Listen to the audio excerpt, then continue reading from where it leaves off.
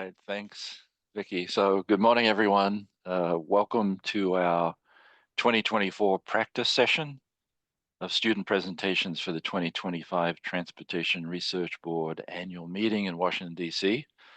I think, as probably many of you know, ITS Irvine has traditionally had a very strong presence at the TRB meeting with usually dozens of papers co-authored by ITS faculty, researchers, and our graduate students. And I think the experience of attending TRB is especially valuable for our graduate students. And to have a paper accepted is actually a very special recognition. So we're delighted that this morning, I believe we have 7 papers to be delivered by ITS graduate students. And so this session provides a unique opportunity, really, for our presenters to gain experience delivering your research in hopefully a low stress, friendly environment, and to fine tune your presentations for ultimate delivery at TRB. Special thanks go to our ITS Assistant Director, Dr. Vicky de Guzman, for organizing this session and assisting presenters with their presentations. So I'm excited to learn more about the cutting edge research that you're all presenting this morning, and I'm very proud of your efforts. So without further ado, let me turn it over to Dr. de Guzman, who I think is going to provide her welcome and a review of today's agenda. Thank you very much and welcome, everyone. I'm going to take just a minute to let you know what to expect and to make a special request of the audience. So what to expect, you're going to hear from 6 students. There are 7 total presentations because our incredible Seaway Fu has 2 presentations at TRB. One is a regular 15-minute presentation, and the other is I'll let him explain it, a 3-minute dissertation presentation. All right? Got it right? Okay.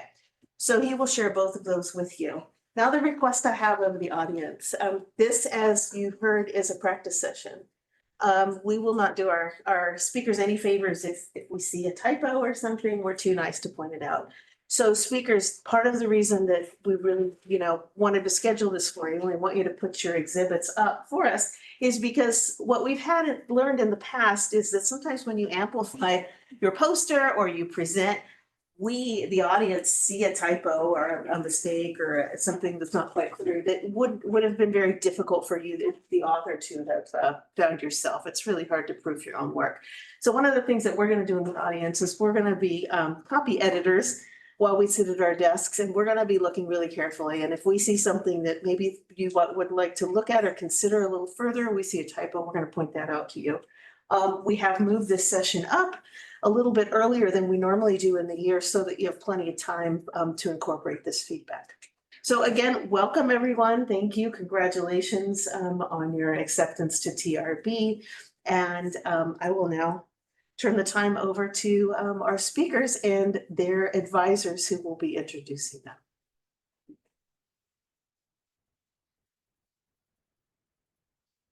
And Steve, you are the first up to introduce.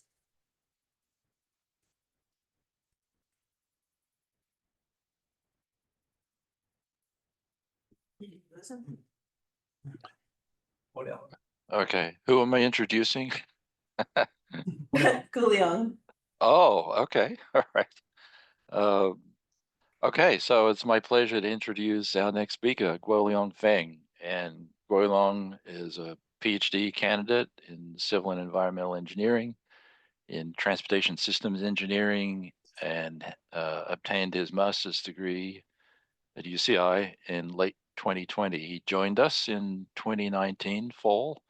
He's worked with me and Dr. Andre Tak as a GSR on a variety of sustainable freight transportation projects.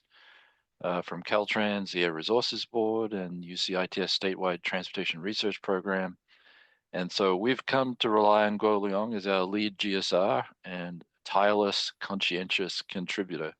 His presentation today involves a novel approach to acquire what's called the gross vehicle weight rating of heavy-duty trucks through the fusion of several infrastructure-based sensing technologies and available online data.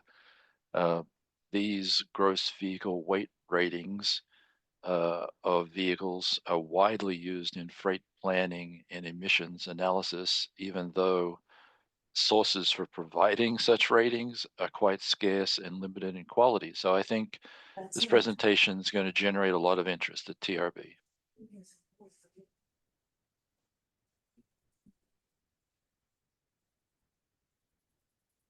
Yeah. Okay, thank you. Thank you for introduce and it's my honor to present our research in here. And this research is a gross vehicle weight rating classification through the inductive loop and camera system. And it's done by me and Professor Richard's team with under the help of Andre and Yichao. And when coming this title, you might be curious about what is the gross vehicle weight rating. So the definition of a gross vehicle weight rating is the maximum legal operating weight by a vehicle, which is specific by manufacturers. So which means when the vehicle comes to the market, it won't change anymore. And why this vehicle rating? Why this? I will call it GWR. So why this GWR classification is important because it is widely used in fuel efficiency evaluation and also on-road emission estimates and also planning. So based on the importance of this data source, currently there are two main methods to obtain this data. Firstly, this data can obtain based on surveys. Which survey is the survey data come from US vehicle inventory and the user survey. We all know the limitation of survey data. The survey data cannot get the real-time expensive and temporal characteristics. So it cannot meet some specific needs. So in order to get that needs, some researchers try to get this GWR data from mapping with other classification scheme. Firstly, the first table is a crosswalk between FHWA axle-based classification with this GWR classification. The second table in here is a mapping table between boarding type class with the GWR classification. So the bigger limitation between this for this mapping methodology is firstly you can say I highlight some cells. In these cells, several axle or body type based classification can not directly associated with a singular GWR class, such as maybe one axle based classification will get two GWR classification, or just maybe two body type classification will get one GWR classification. So this is there are some mapping issues, and secondly, the mapping methodology might get incorrect GWR based classification. I give one each examples for axle based mapping and body type mapping. Here in this example A, this is international HV 607 truck, and based on the axle-based definition, this is belong to the axle-based class 6. For this axle-based class 6, it should be matching with the GWR class 6 and 7, but actually it should belong to the GWR class 8. So this is the incorrect match. And also for below, this is a Hino 2688, and this belong to the box truck in its boarding type based classification. For this in this yellow color, you can see the box truck should belong to the mapping to the class 3 and 4 in its GWR based mapping. but actually it is belong to the class 6. So this is there are some mapping errors. So this is why this research come from, because currently there is no directly ways to get the GWR classification. So for the development of this research, we collect the data. We use the data collection at these 3 sites. One is in North California, one is in Central California, and the left one is Southern California. So we choose 2 sites as the model development sites and another sites as the independent transferability test sites to test the model performance. And for this for the data collection in this field system, it get data through the inductive loop detector part and also synchronized with the videos. So in for each vehicle records, we can get one signature data and video data for its model development. The second box is a model development framework. For this model development, firstly, we create open source intelligence methods for a GWR based track model dictionary. Why we first do this? Is come from the mapping limitation one, because in this limitation one, not each single vehicle can match with its corresponding to GWR class. So this is why we do this track dictionary. In this track dictionary, we collect track images from its official website and also from some trader web page. Based on this collection, we build a dictionary for GWR class. So in this dictionary, which means each track can associate with its unique GWR class. So which means one track, one GWR class. So which will overcome the coursework of mappings. And this dictionary will be used for data annotation. Secondly, we propose the sensor fusion GWR classification framework, because we have 2 types of data. One is inductive loops, and the inductive loop is widely deployed in US. So we can take benefit for this. So we develop a signature-based classification model. But the limitation for signature is just one-dimensional data. So it might not include enough information to get a GWR class. For some additional sites, when it can provide the images, it might be get more accurate result for GWR class. This is why the second framework for image-based classification model proposed.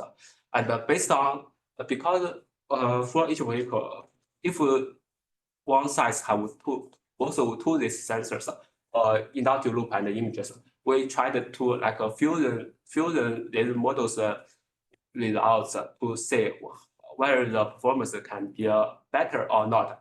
So this framework is actually 3 models. So it can be worked independently, and it can be chosen based on the what type of data, what type of sensor are available in that size. So for signature-based model, here we tried some basic classifications, classifier such as decision tree, neighborhood, and MLP neural network structures. And we choose the neural network because it shows the best performance in its basic classification results. And we use weight loss function and bootstrap aggregations to improve the model performance, because in our collected samples, some classes are overrepresented, but some classes are underrepresented. In order to balance the performance for each class, we learn 2 technologies to further improve the model performance. For image-based classification model, we take two-stage for this classification for this image-based classification model. First stage for the image-based first stage, we need to detect which part is our interest to be used for classification. So here we use the Euro V8, which is the most advanced performance for vehicle detection. And we test for if we use the long Euro detection, it such as this image, it will get two vehicles, one vehicle for trucks and one vehicle for passenger vehicle. But this is what actually we need. Actually, it is a truck or the passenger vehicle. It should just belong to one truck for this on-road classification. So we label some our own data and fine-tune this Euro V8 detection models. And we use the virtual loop to extract the vehicle. What we are Sir, we're going to make this real world, and you're presenting a poster, and we would like to ask you a question. okay. In poster presentations, by the way, what normally happens is you have someone standing next to you. And I also would encourage anyone in the audience to move forward if you can't see it. The reason we have a poster here is because this is the best way to replicate the experience at TRV. He's presenting his poster. And then another way to replicate the experience is for someone to ask a question. So Seaway, I have conferred with him, and he is going to be your audience and ask you a question right in midstream, just is exactly what will happen when you're at TRV. Yeah, Golan, can you clarify the biggest contribution of your research? Okay. Because this researcher is the first researcher to directly get the GWR classification. Because the previous is directly get the dynamic GWR classification. Because for previously, the directly get the GWR class is based on survey. The survey is not so the spatial or temporal characteristic.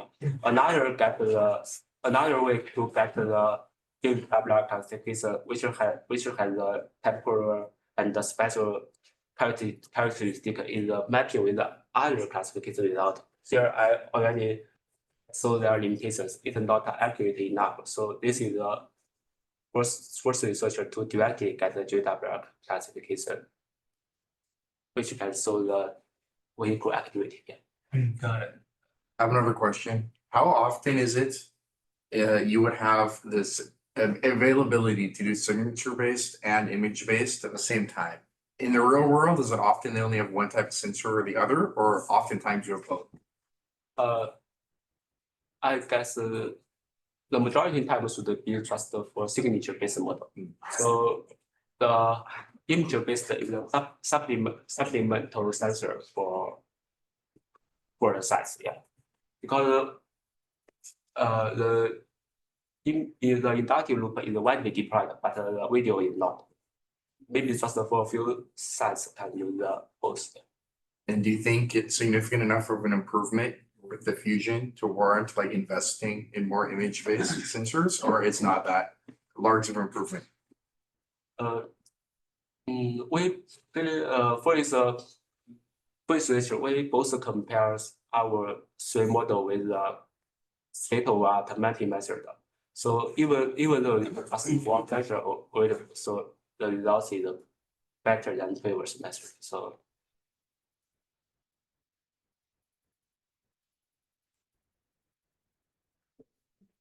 Any other questions while he's?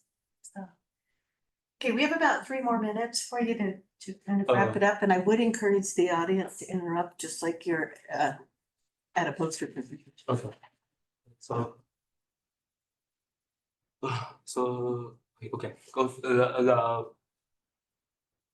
third box is so some the third box is so that we take some augmentation technologies when training this image-based model, with such as shift and rotation to increase the variability for its data set.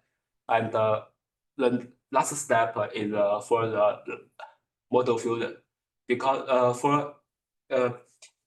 before the final output for the GWR class for signature based and image based, there were also the probabilities for each class it should belong to. Here, and we don't know the weight for each models. Here we use the grid search to test the best combinations for the models. So finally we take 0.45 and 0.155 for image-based classification model. Then this is here are some results for this model performance in validation size and transferability size. Here you see the fusion model. The fusion model definitely provides the best performance with the highest F1 score. And the model performance. I have a quick question. So in your conclusion, you mentioned dual modality. Yeah, What does that mean? the dual modality is the signature model and the image-based model. There are two models, Oh, so and they can like work independently, and they didn't influence each other. But the fusion is just like yeah, like when these two sensors are available, we can use the fusion model. But if just one sensor, or we can just use either one. Yeah. So you mentioned you outperform the state-of-art approaches. How good How good? Yeah. you outperform them? How much? How much good for? Okay, if we evaluate this model in transferability test site, here our model can get 0.96, but if we just compare with the Excel based mapping, it is just 0.154. So it almost double the performance. Oh yeah, you already go to some conclusion. Yeah, the conclusion is this is just compared with the current mapping approach, our model can get good performance. It will almost double with the current mapping method. And also this is the first model to directly get the GWR classification. All right, well, thank you. Thank you, everyone. Thank you. For those of you who get about this, thank you graciously. And there's a question in the Yeah. chat. So Li Yuan is asking for transferability test dataset, class 7 only has 5 samples. How does this sample imbalance affect model performance? Oh, because not just in transferability test size, also in model development side, class 7 is a minority class for its class 7 is a minority class for its GWR class based on the three sites. So it's it might be representing it might be representing the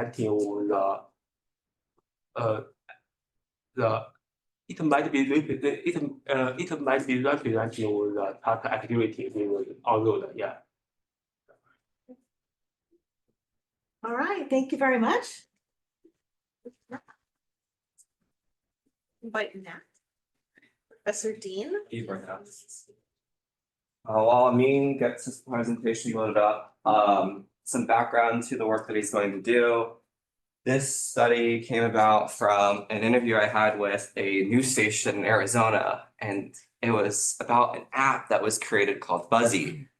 And Buzzy was a startup that recognized that there are a lot of private residential EV chargers out there that are sitting unused throughout the day while people are at work, or they're only used a couple times a week to charge someone's vehicle. And just down the road, you have people who live in apartment buildings or people who can't charge at home because of physical or electrical constraints, landlord permissions. And so could we create a sort of Airbnb model to match existing supply of chargers with latent or potential demand out there? This work right here is sort of a market research study, understand what sort of platform features do there need to be, would people be willing to adopt this, and under what conditions. And so I tasked Amin with presenting almost a lecture session, but we got a poster session. So give him some grace that he's gonna probably go through a lot of slides and hold your questions towards the end. If you have a really urgent question, maybe about halfway, we'll almost do like a podium lecture Q&A. So I'll hand it off to him, and hopefully he'll give more background and context to the study. So thank you so much. Okay. Good morning, everyone. Today I'm excited to present our research that explores an basically innovative solution for electric vehicles charging and could play a key role in making the charging more accessible and kind of convenient. So I'm Amin Akbari, and this research was conducted alongside Dr. Dean. And so let's dive in. So to set the stage, California has set the rules that requires an increasing share of the new passenger vehicles sold in the state to be zero emissions or plug-in hybrid, getting to 100% in 2035. So many of you guys may know that. So we go to the next slide. So all of those new plug-in EVs will need to change somewhere, right? And most people charge at home, so there's going to be a larger need or a larger demand for home charging than at work or at public. And so as you can see here, not everyone can install the chargers at home, as Enroll reported that we may see the 30% of the households, the EV owners, with this sort of barrier. So solution including adding the multi-family parking lot chargers, curbside charging, or neighborhood public chargers. So next slide. But this is an opportunity, right, to use all of those chargers at private homes that mostly sit unused. And we know that about half of the California households, 51% charge their charger vehicles between 2 or 4 times a week, and just 15% charge just once a week, and even around 10% they don't even charge the vehicle at home. Also, they have the charger at their household. So basically, the solution this basically leads us to present the idea of peer-to-peer residential charger sharing platform, or peer-to-peer EVSE for short. So peer-to-peer EVSE basically is a system that private EV chargers can rent out their private EV owners. They can rent out their EV chargers to the nearby EV drivers. And so why we studied this? Because, as I said, there's a growing demand for EV, and EV chargers as work and the public, and at the same time, there are a lot of private homes chargers that are not being used most of the time, especially in the afternoon and in the morning.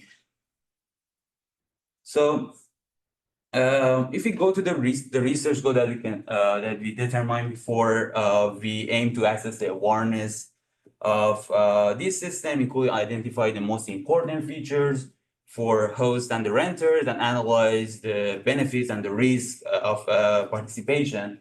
So we also provide the likely users, evaluate how far people are willing to walk for access, and exploring pricing expectation as well. So these are basically the main research goals we try to answer in our research. So we basically use a kind of survey-based approach. So we launched a survey, and we launched it. We conducted a survey between April to June 2024. We used the online platform called Lefe, and we only targeted the California plugged-in EV owners. So that could be battery electric vehicles like Tesla, or could be plug-in hybrid vehicles, owners only. So we we gathered 367 high quality data from 407 initial responses, and our respondents' food initially was around 600. So the average duration for our survey was around 70 minutes, and we compensated the respondents for $10 for their time. So if we go, so in our survey, basically, we asked respondents to rank the various features of a peer-to-peer EVSE platform based on the importance. So ranging from not important to extremely important, as you can see in the plot. So the result broken down between the home charging access showed that basically across, so you can see here more than across the board, about 50% of the respondents valid host settings or protection by saying that they're extremely important. But I wanted to highlight the three important ones that they stated. The first one is reimbursed. I mean, the potential host, they want to be reimbursed for charger damages, and they want to have the ability to prove or reject the booking request, and also they want to have the flexibility in terms of they want to have the option to set the personal availability. So overall, this finding supports that for peer-to-peer EVSE platform to succeed, they must prioritize the host protection, flexibility, and also privacy to attract the participation.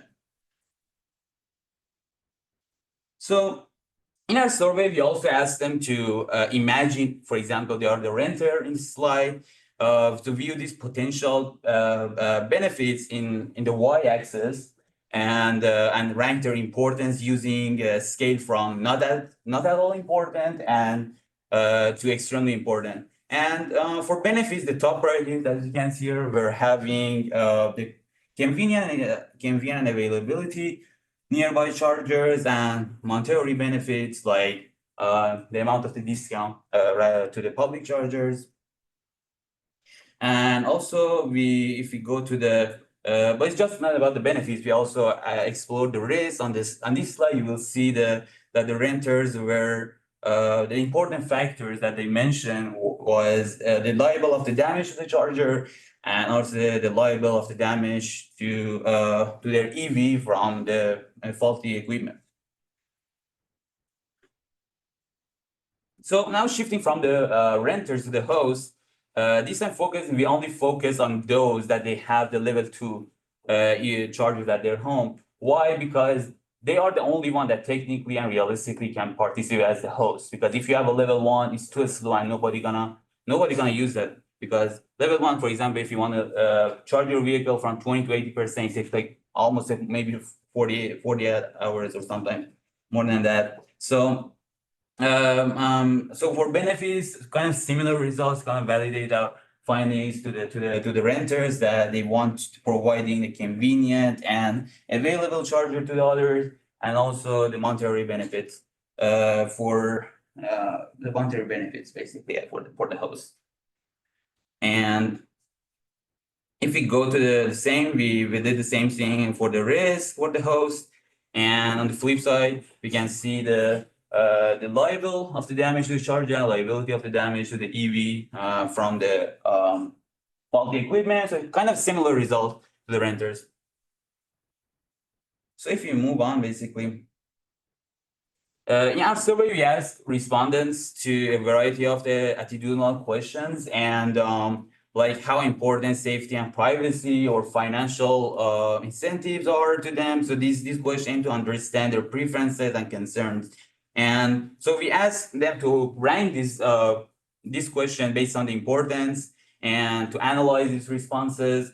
And to see if items are reflected the latent variables. We use the confirmatory factor analysis, or CFA for short. The CFA basically is a statistical technique that tests how well our measured variables represent the underlying constraints such as safety, safety concern, or economic motivation, or it helps to validate our measurement model for the later, So this is how you can see basically the result of this analysis. I don't want to go through the numbers, but I just want to show the numbers that in factor loading, reliability indexes and the validity indexes kind of in the good range. So that shows we can use this one later for in our model.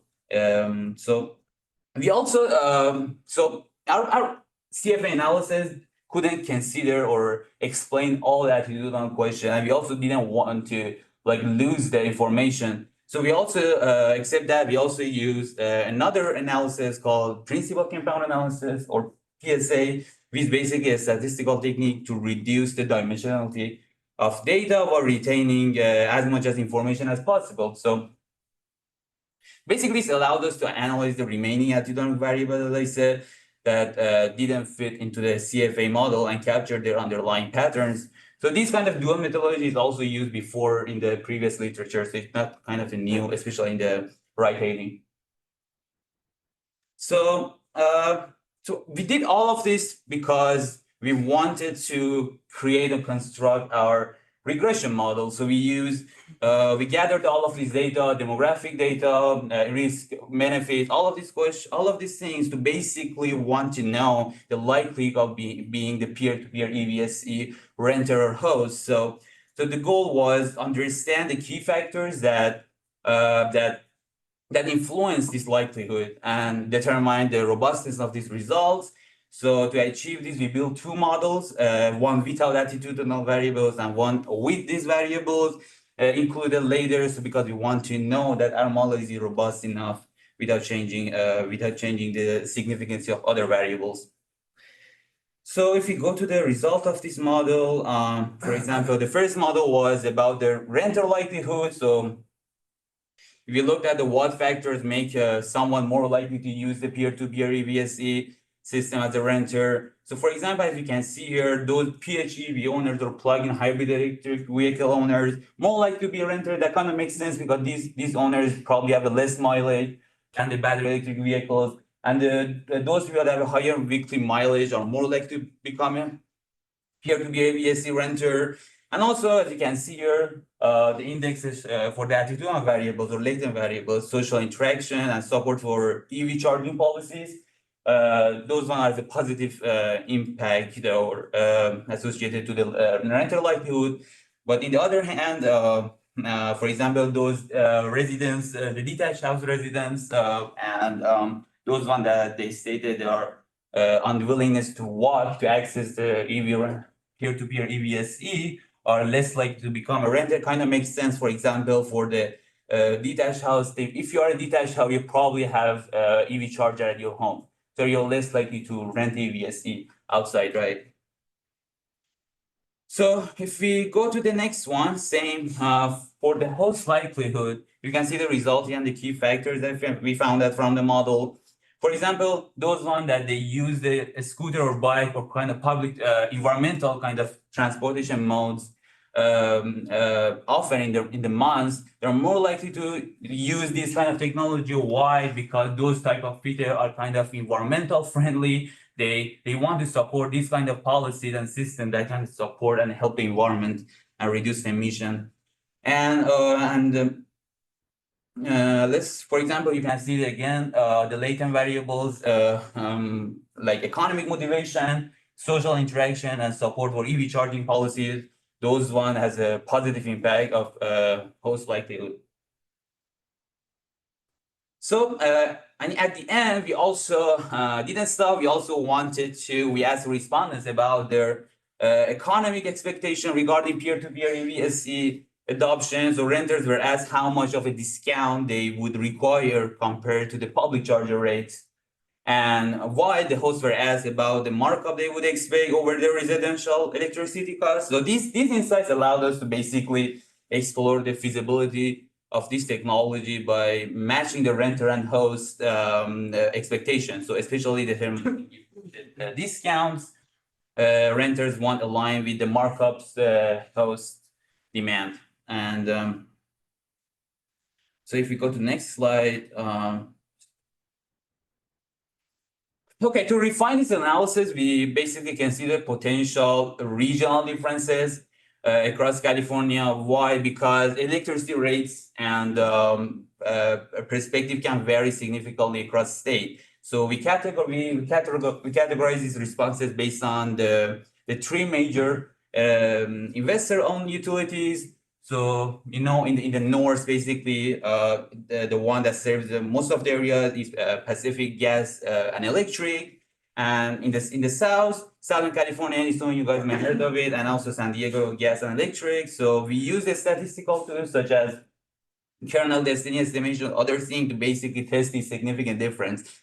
So this analysis helps us to assess whether matching renter discount with host markup is feasible, and if these platforms could succeed across different regions with varying electricity rates and socioeconomic factors. So for example, we can see here, you can see the distribution of the discount expectation for renters, expectation across the three different OUs regions. So for example, for renters, what is an important thing for the renters, we capped out the discount option at 50%. Why? Because we wanted to avoid unrealistic responses, which can happen when a participant choose extreme value like 100%, right? That wouldn't be feasible in the practice. So same as the renter, we also did the host markup distribution. See here, and so let's go to the result of the statistical test. So basically, we found that the renter discount expectations are fairly consistent, right? Averaging around 28%, regardless of whether they have a level 2 charger or not. But for the host markup expectation, there was a significantly difference. So those with the level 2 charger expect higher markups, averaging over 41% compared to 33% for those ones that without the level 2 charger. So this basically shows that there is a potential gap. So the next step, we wanted to have a comparison between the residential and public charging rates. So residential, I just want to give an introduction that how we consider the electricity prices and the electricity price for public charging stations. So residential rates vary depending on the plan chosen, right? So it can be time of the use plan rates, or it can be fixed demand rates, and also there is a specific EV demand one, that especially that's only designed for the EV users. So we assume that the future potential hosts that using this platform probably gonna sign up and use these plans. Why? Because it gives offering the substantial discounts during the off-peak hours, for example, in the morning and evening or in the afternoon. And for the public charging, we estimated an average of the 50 cents per kilowatt hour, excluding any tax or fees, and like make it consistent, similar as the renter side. We didn't consider the application fee or peer-to-peer for the peer-to-peer platform. And to account for variability, we also use the 3 different scenarios: low, average, and high, with the 20% adjustment between them.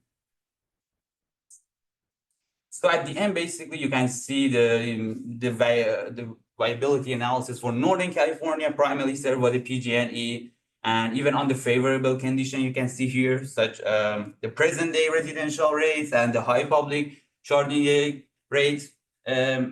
Match rates given people discount and markups result is only 75% of people matching, and if both residential and public rates were to fall, we see fewer successful matches even. But compared to this Southern California, is actually we can see more potential matching.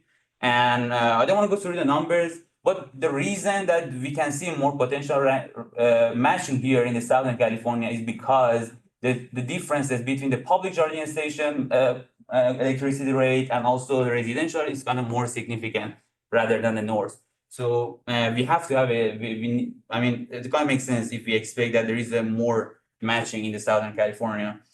So, and at the end, I just want to also mention this study limitation that we have. For example, so in our survey, we kind of asked the respondents, they say the preferences kind of ideas or questions. And so when you ask a set preference question in any survey, they might always rely on the self-reported intention that might not reflect the real world scenarios or answers.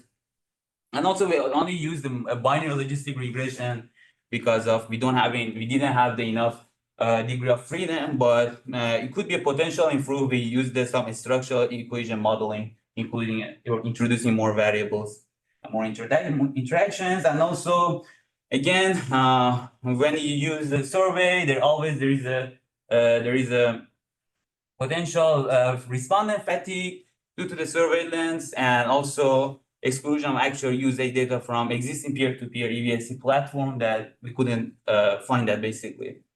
And thank you so much. That was my presentation. All right, questions? I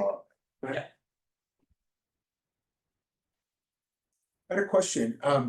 You, on one of your slides, you talked about, I think it was the host more likely, if they had detached homes, more likely to want to participate, but your next statement says, but general detached home residents less likely. So which is it? Are they likely or less likely? Well, actually, I should mention that here clear. So detached house owners generally, so we have two types of detached house owners, not owners. We have detached house owners and we have detached house renters.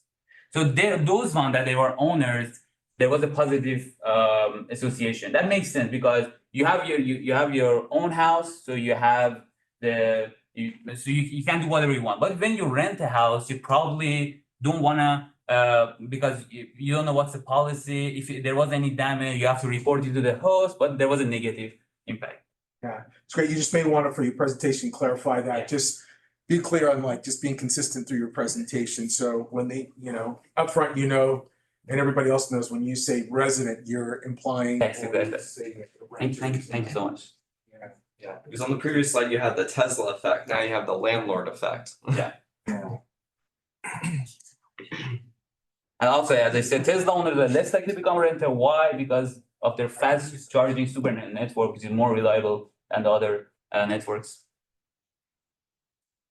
Yeah. What do the font colors mean? What do the font colors mean? Yeah. Which one?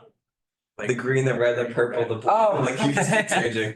Okay, so basically green means that there was a positive association. I don't think that's true. Like, that's not true across your slides. Yeah. Not true, because I didn't want to use a lot of colors for any type of slides, right? I usually only red and Well, I think if you're gonna use red and green, it should be what you just said, if you Okay. positive, negative, but yeah, I'd recommend against a lot of font colors. And also consistency, right? It's fine to use some indicator to stress keywords or key phrases, but sometimes you underline, sometimes you bold. On some slides, you have bold, underlining, and font color changes. So you was mentioned that you use the PCA. I use the PCA. Yeah. So PCA, as far as I remember, this is kind of like making a new axis that explains the most of the variance. Yeah. So how do you define the new axis? It's hard to define, like, this is a new axis, right? It's hard to define the new axis. So basically PSA, if you ask how PSA does that, so PSA basically, so you have a bunch of variables. Yep. And you want to reduce the dimensionality. You want to have one variable, Yep. kind of summation of all of them. And how you want to find the best estimator, you want to minimize the error. So you want to find that there is so you want to calculate the distances from that axis to each data point, and you want to minimize it. Yeah. So once you find out the new variables, there should be some meaning, right? So by combining all the variables, because you combine like those kind of variables into one variables, so it has some meaning. So that's why. Basically, so when you want the PSA, it's like unlike the CFA or EFA analysis, you don't usually use any pre-assumption. So you just assume that you just basically when you want to do the analysis, you have to choose the number of the component factor, right? Principal component factors. And just introducing the model, and the model gonna automatically just find those ones that are related to each component. So then after that, you have to validate if that component actually kind of makes sense and truly represent those kind of variables that associated with that component. So that's the one we did that, but we didn't like introduce or did any pre-assumption. Okay, these variables, this bunch of variables should be associated with this one. No, we didn't do that. Yeah. Why binary logic model? So basically in our survey, we asked that if you want to be, for example, host or rent, how likely to become. So that would be more likely, less likely, neither or not. But we found that if you, so in that time, you couldn't use the binary, of course, right? So in ordinal logit model, but when we use the binary, we combine those ones that they say, for example, extremely likely and most likely as the one binary variable that probably gonna be adopted to this technology, and the rest of them that the rest of the respondents that chose the other things, other option, we can see now that no, they won't probably. So the logit model basically gives us the better results and better explanation. That's why we use that. Do you consider the different types of the chargers in when compare with public charging and private charging? You know, a big difference of these two kind of charging method is that public charging they have uniform chargers, and for the private charging, different owners may have different chargers. And does it have an impact on the preference or acceptance? It does have impact. It's not it's not about the charge. It's actually about the vehicle, that the power that can receive. Because it depends on different vehicles, especially when you use a fast charging, some vehicles have a different maximum power output. And do you have maybe a matching system on your platform to match the host and the renter? We did collect the EV, what kind of vehicle that they drive, and we tested it out, but we didn't see any significant differences except those one with the Tesla owners. Because Tesla is gonna be a unique vehicle, and the rest of the vehicle kind of you can consider the same category. Okay. Yeah. I just would offer a couple of things just as, you know, when you do give your presentation, other people might kind of get you to think more broadly about the implications of the work. One would be, you know, at some point in time, you want to get a threshold of people that are willing to adopt this whole platform and be able to share, right? I mean, there's many barriers. You talked about, you know, the vehicle being damaged or the house being damaged or the plug being damaged, all those things. But there are other considerations, even on the policy side, thinking about, is there a way to incentivize people to participate?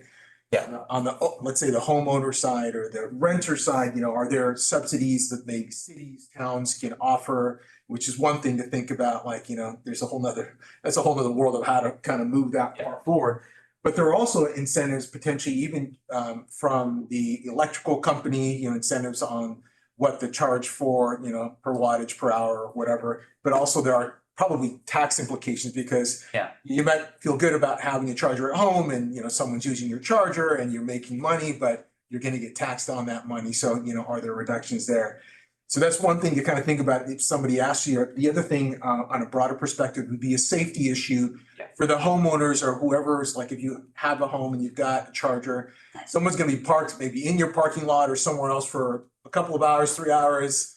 You know, when you sit in the car for too long, your mind goes off in different directions. Yeah, that's true. So those are some of those safety implications, you know, for crime and other things that may, you know, in some respects, hinder some of the adoption that happens, you know, but just a couple things I think more broadly. Thank you. Yeah. I have a similar point to that. I wasn't gonna bring it up here, but have you looked into what the actual feasibility of something like this being rolled out as far as you know, a lot of neighborhoods, you can't even park a trailer or an RV or have people visit without a permit and park on the street. And when things like that start to happen, many neighborhoods put up ordinances saying like you can't park here or you can only park here for this time or that time or whatever it is. So you can imagine maybe the homeowner which was included in the survey, is okay with having random people park in front of their house because they're making money. But a lot of our neighbors may complain, the homeowners association, local government, whatever, put some ordinances banning this. Has there been any consideration on the percentage of communities that would even be okay supporting such a program? And if it's low, would the state have to step in and approve it because local governments are more beholden to their, local residents, right? Yeah, so to answer the first part of the question, if I asked about feasibility in terms of, I can answer that in terms of it's actually happening right now. There are some apps or private company that offering this one. And Dr. Dianisi mentioned initially at the beginning that I think one of them is Arizona, right? And also especially it's actually more popular, not too much. It's kind of new technology still in the Europe. Why? Because Europe is kind of more compacted and there are very too much. There is no parking lot. I mean, if you want to create a charging station, especially for future demand, you have to go outside of the town. That will be less convenient. And also the structures, the city structure of the Europe, it's like the businesses and the home, the residential is maybe sometimes they're so combined together, right? For example, the curbside of the street, somebody have the bakery, and they're like next to the house, next to the bakery, like a house. So somebody that, and there is like a nearby office over there. So you can like put the car over there, same normal parking slide next to the street and charge over there.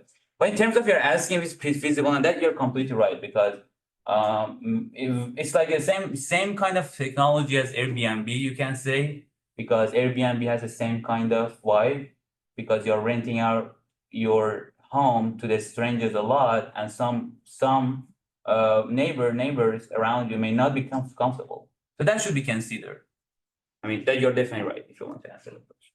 All right, thank you so much for this great presentation, great interaction. I'm going to ask if Jared would allow Jean-Daniel Sephores to introduce his next student. He will be the introducer for the next two students.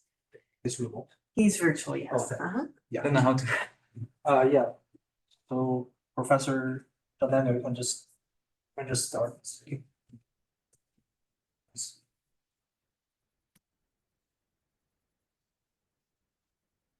Good morning, everyone. Good morning, Jared. Morning. Only see me, yeah. So good morning, everyone. So it's my pleasure to introduce Junie Hong on behalf of Dr. Jin, who is traveling internationally at the moment and cannot join us. So he joined Dr. Jin's research group in the spring of 2023. He's bringing with him a unique interest at the intersection of traffic engineering, economics, social equity. Initially, he was interested in examining the impact of converting HOV lanes to HOT lanes on different groups of travelers, and that was timely given what happened on the 405. And after analyzing PEMS data, he encountered a crucial challenge, but the varying quality of sensor data, both across locations and time. And instead of seeing that as an obstacle, he saw it as an opportunity for innovation. And Professor Jin praises his dedication, his creativity, and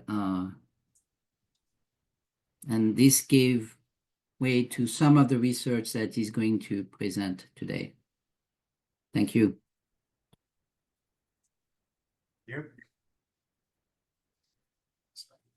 Thanks for introducing me, Professor. And yeah, I'm gonna start my presentation. My PhD research is about understanding travel demand by using data analysis. While using by analyzing data, Professor Jin and I noticed a large amount of inconsistent abnormal data set from traffic sensors. And we realized that unless without the data reliability, it is meaningless to continue to the next level. So Professor Jin and I developed very simple but effective algorithm to detect traffic data malfunctioning sensors. So I'm gonna make a presentation about it today. So first of all, traffic sensor is a device that detects liquid presence or passage to determine traffic state parameters. So the example of it, look detectors and video image processors. Look detectors, which is the most common traffic sensor in the highway, can have malfunctions due to the damage from continuous vehicle passage or pavement deteriorations. And also, the video image processor is a newer alternative for the highway traffic sensors. But also, you can have some limitations. For example, this is the sample from the vehicle trajectory from the video image processors. And you can see the empty spaces over there. This is because of occlusions due to the bridge, which can block the view of the camera. So there are so many potential issues for the video image processor as well. So I want to emphasize that the verifying the health status of traffic sensor is very important in the sense that the reliable data ensure accurate decisions for transportation policy, and also it can help prioritize sensor maintenance. Yeah. So you came up with the questions that did any method exist before? Of course, yes. But previous studies focused on individual look detector itself by setting a range of normal sensor values. So for example, if the reported traffic average speed is detected as 200 miles per hour, so we can obviously tell that the sensor is clearly malfunctions, right? So likewise, the study by Payne in 1976, he defined the range of normal values for every traffic parameters. For example, the flow rate, it should be between 0 to 3,000. So otherwise, we can conclude that the sensor is malfunctioning. So, and after that, Jacobson continued the work, and he refined the range of the values by using the interactions between traffic flow and speed and flow rates. So, but anyway, what I want to emphasize is that the previous studies, including Jacobson and Payne's, they only focus solely on the values from the individual lanes. So it can be effective, but there are some limitations. Those methods cannot detect malfunctioning sensors. So that's what I want to, that's the starting point of our research. This is the example, the cases of that. This is a specific time, and there are 4 lanes, and each lane can have a flow rate.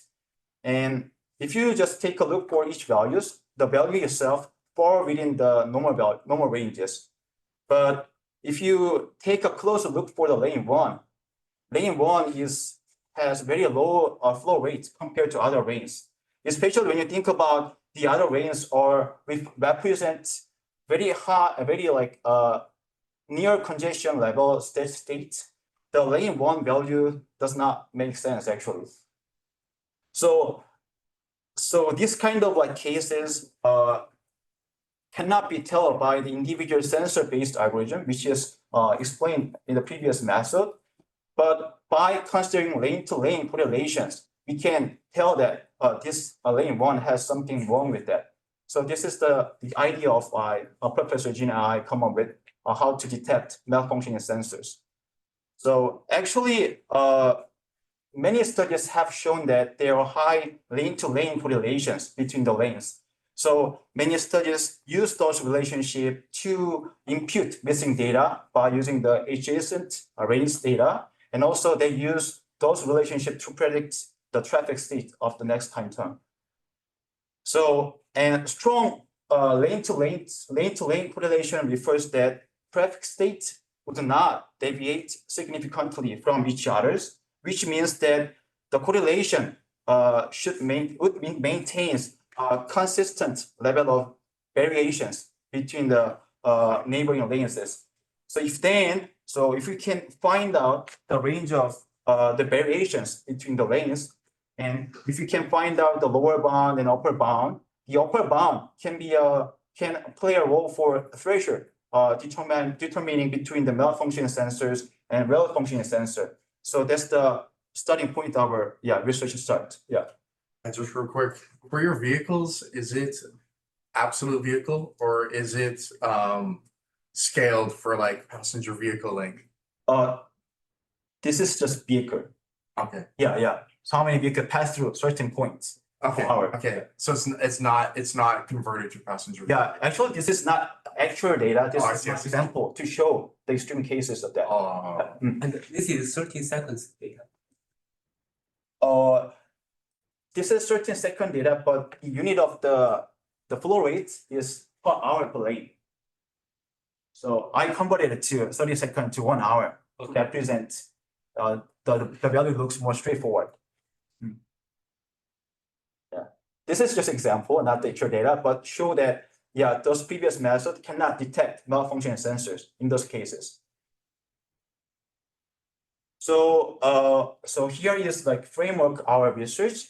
So the first part is how do we quantify the lane-to-lane correlations? So in this study, we used coefficient of the variation.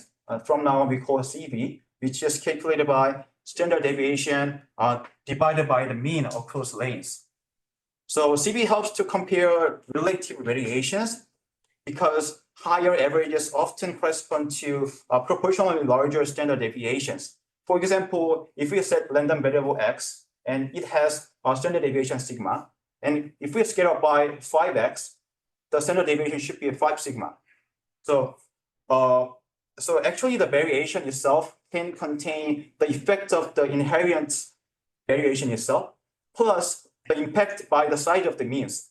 So by canceling out the size of the impact, so we can compare the inherent, the variations across different means. So we can compare different situations by using these measures, by a single measures. So then the next question should be why we had to use this measure in our study, because traffic data follows this pattern. This is the 1 day data from the loop detectors. Every point is 30-second data.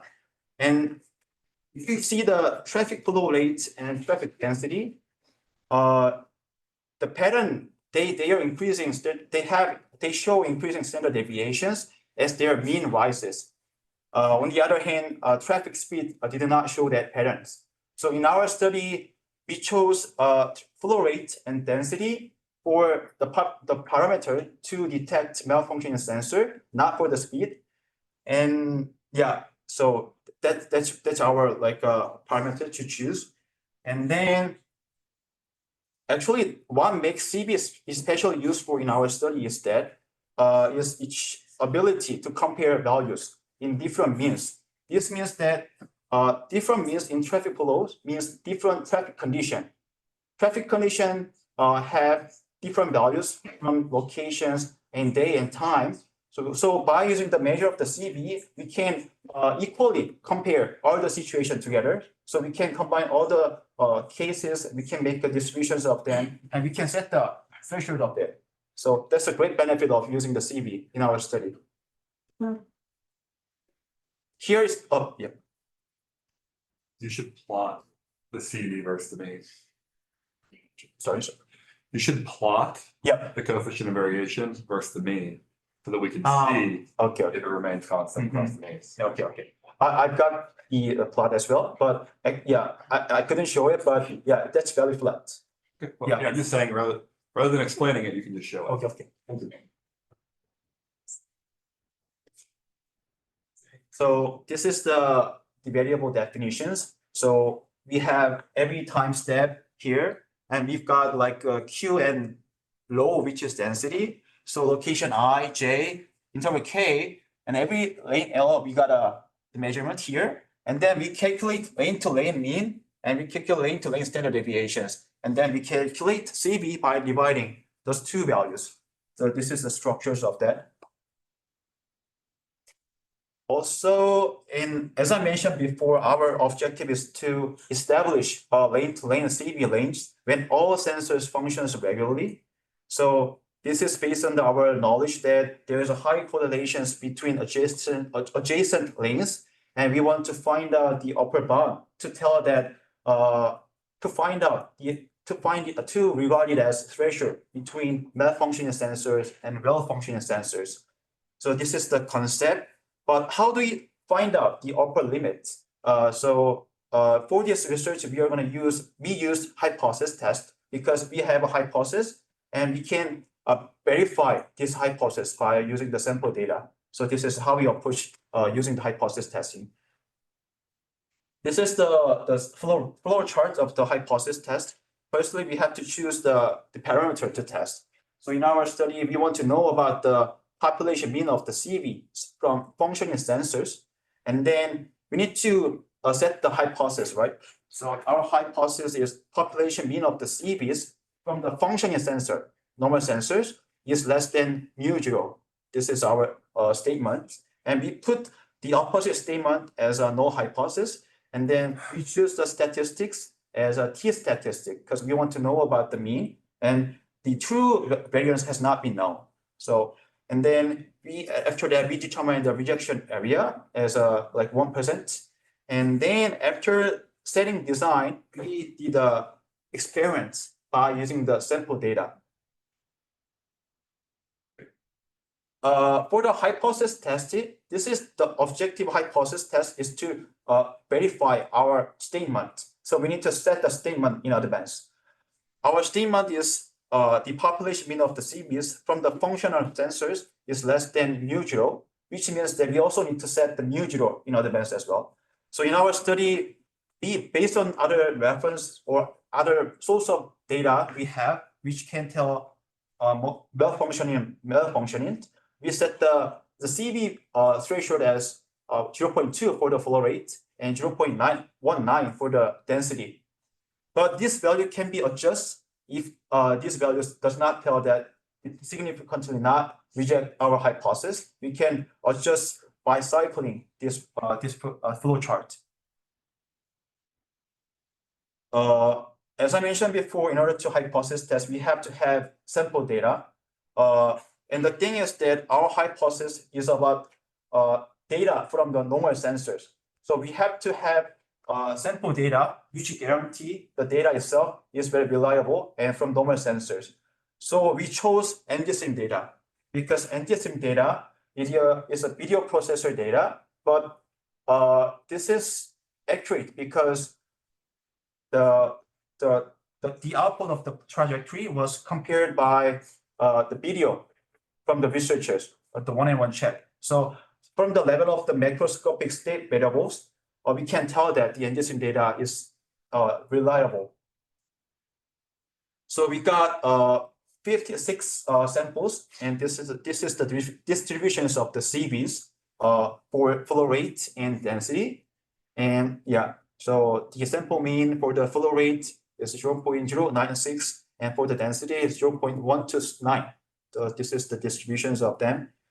And based on the sample data, we calculate the t statistics, and fortunately shown that it has very low p-values, which can we can tell that we can reject our null hypothesis in favor of our alternative hypothesis.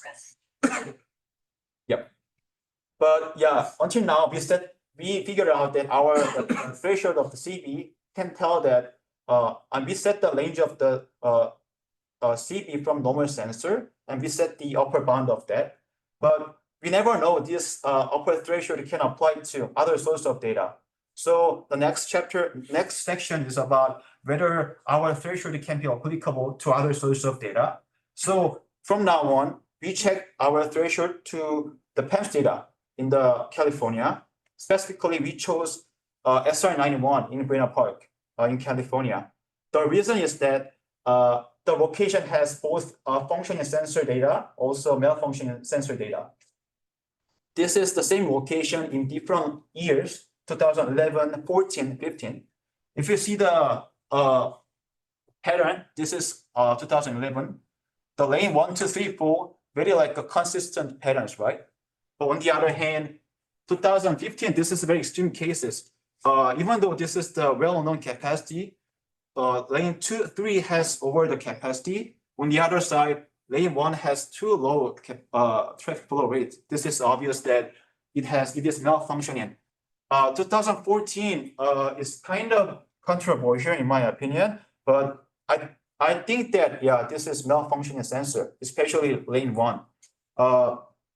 If you think about the peak period, the lane 1 values here, even though there are so many cars passing over all of the highway, the lane 1 value itself is like less than half of the lane 2 or 3.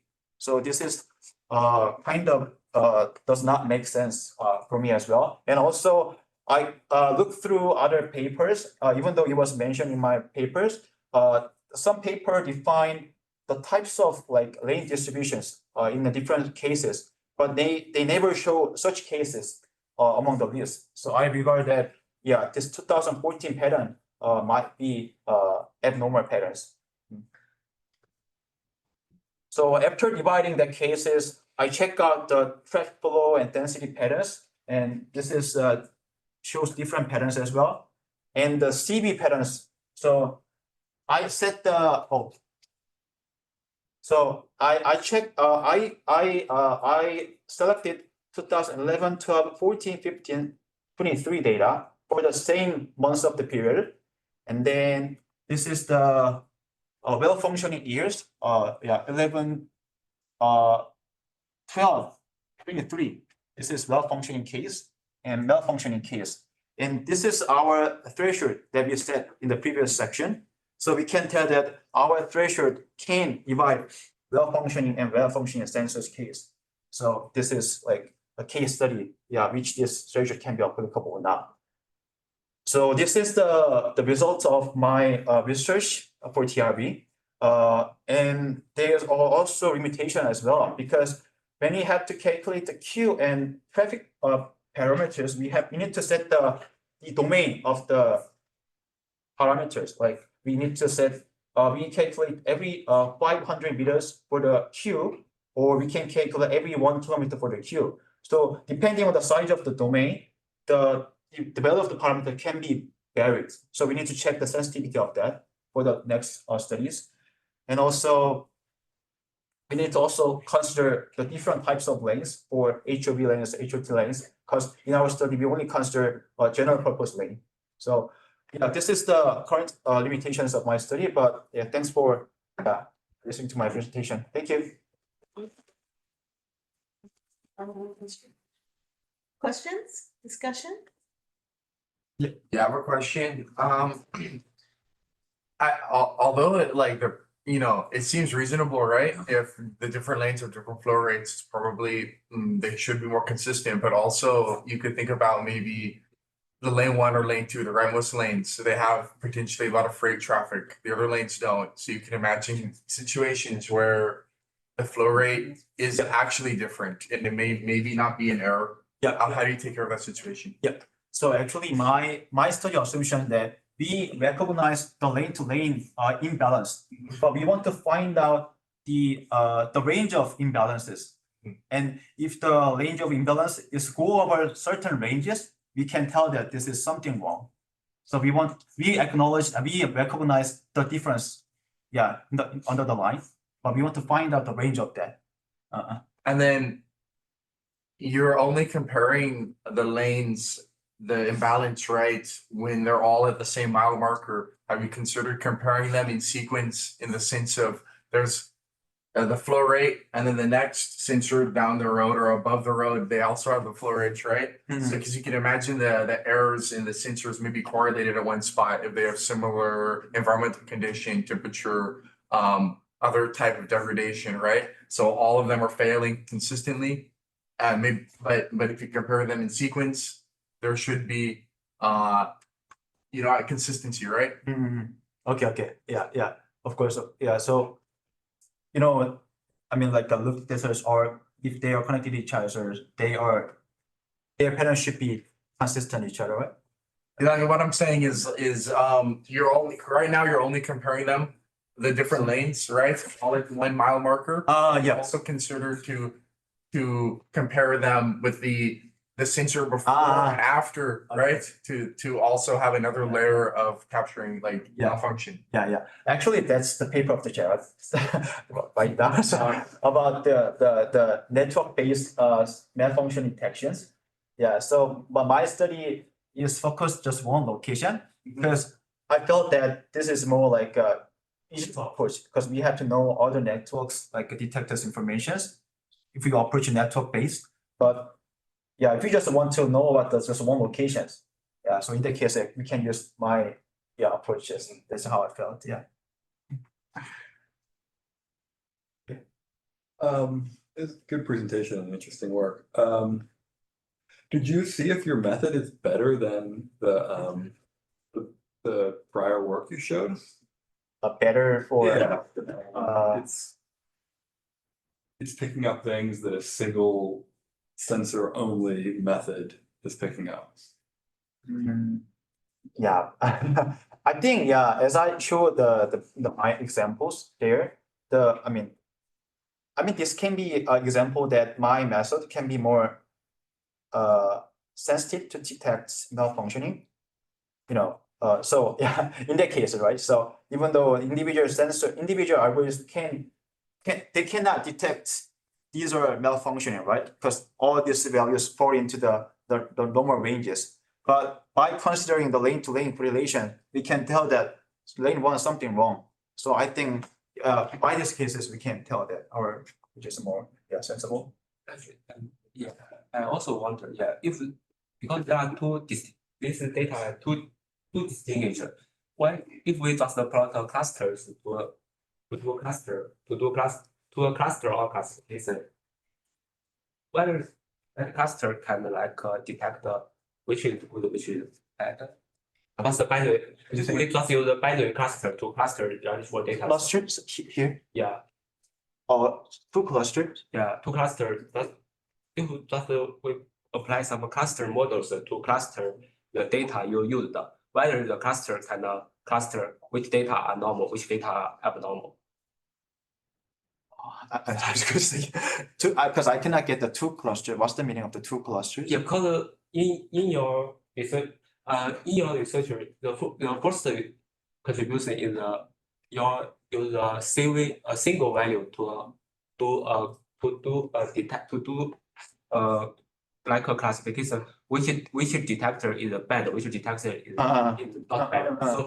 So this is the two class. Yep. It's a two class. So but your research is based on lane by lane. So you want to detect which lanes data are abnormal. Right? Yeah. So, I mean, because there is no data for each lane. If you just input this all lanes data to a cluster model, whether the cluster model can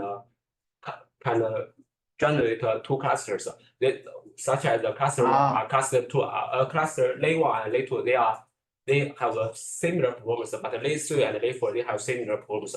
Based on this cluster result, whether we can like get some influence about maybe the lane one is maybe lane one sensor work normally, but lane three and lane four are not abnormal. Because for this example, I think this data are too distinguished, such as we can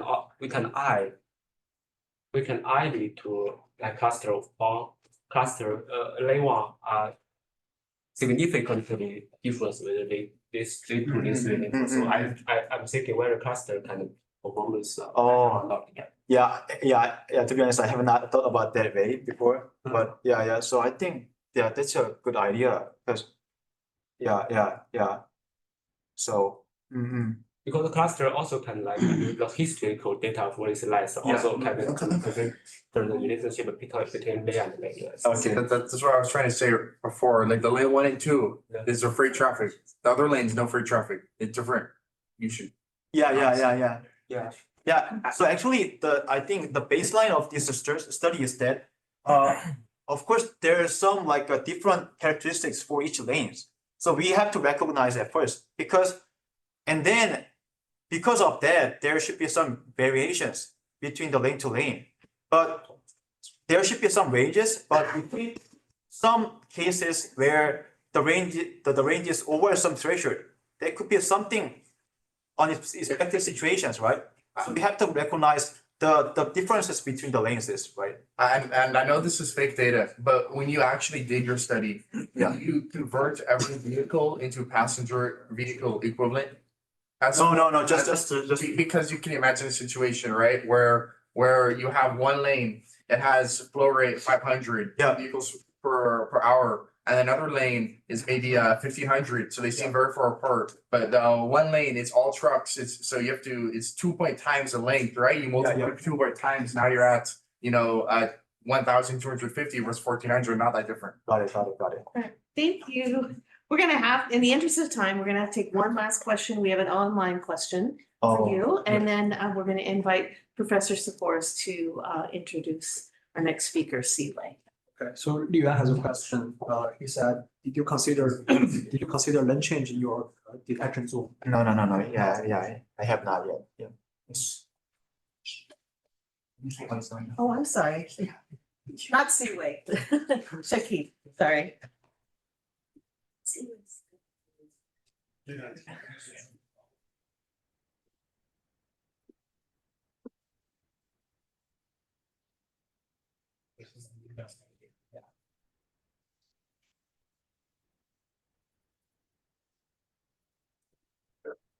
Professor Sepphoris, feel free to introduce.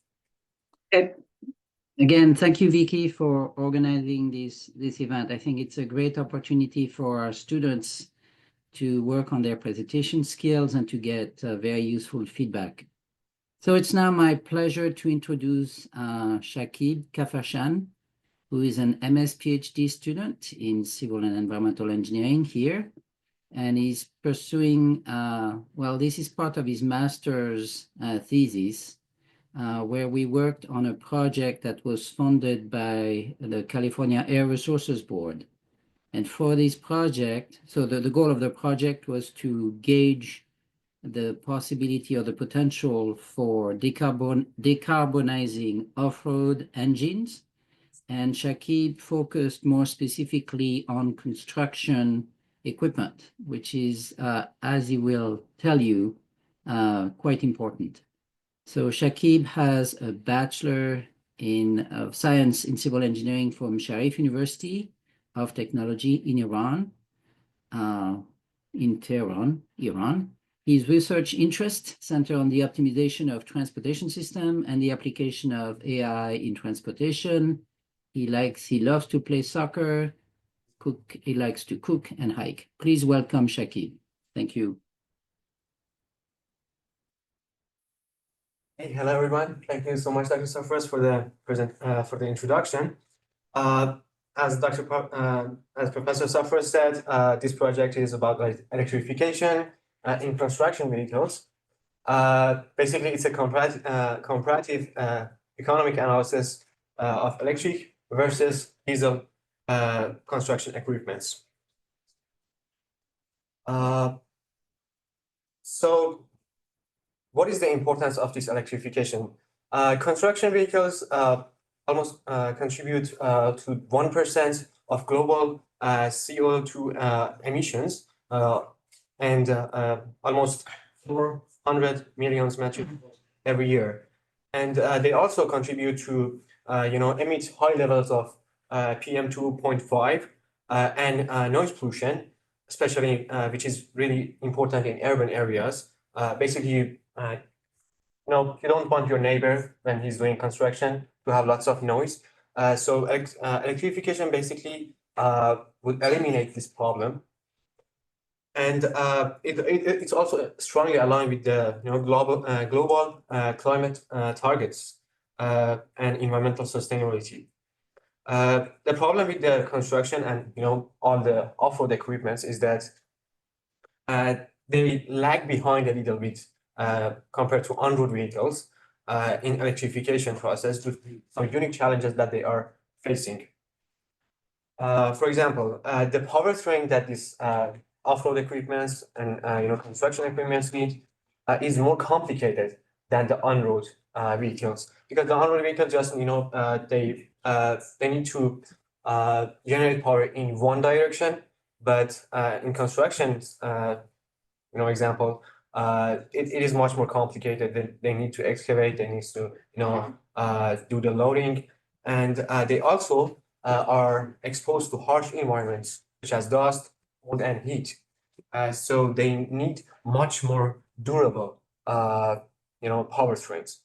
There is also some logistical challenges, such as the construction sites are usually in non-urban areas, so there is no access to power grid. So they need to use mobile charging infrastructures, which will increase the upfront cost for these equipments. And also the batteries are really expensive. The trend for the battery cost has been declining since 5 years ago, but it's still high to be applicable for these equipments. So basically, in this research project, we are conducting a total cost of ownership analysis to assess the economic justification of using of these electric equipments in construction. We also will be using a Monte Carlo simulation to account for the uncertainties, and hopefully this research will help policymakers, manufacturers, and stakeholders in this area.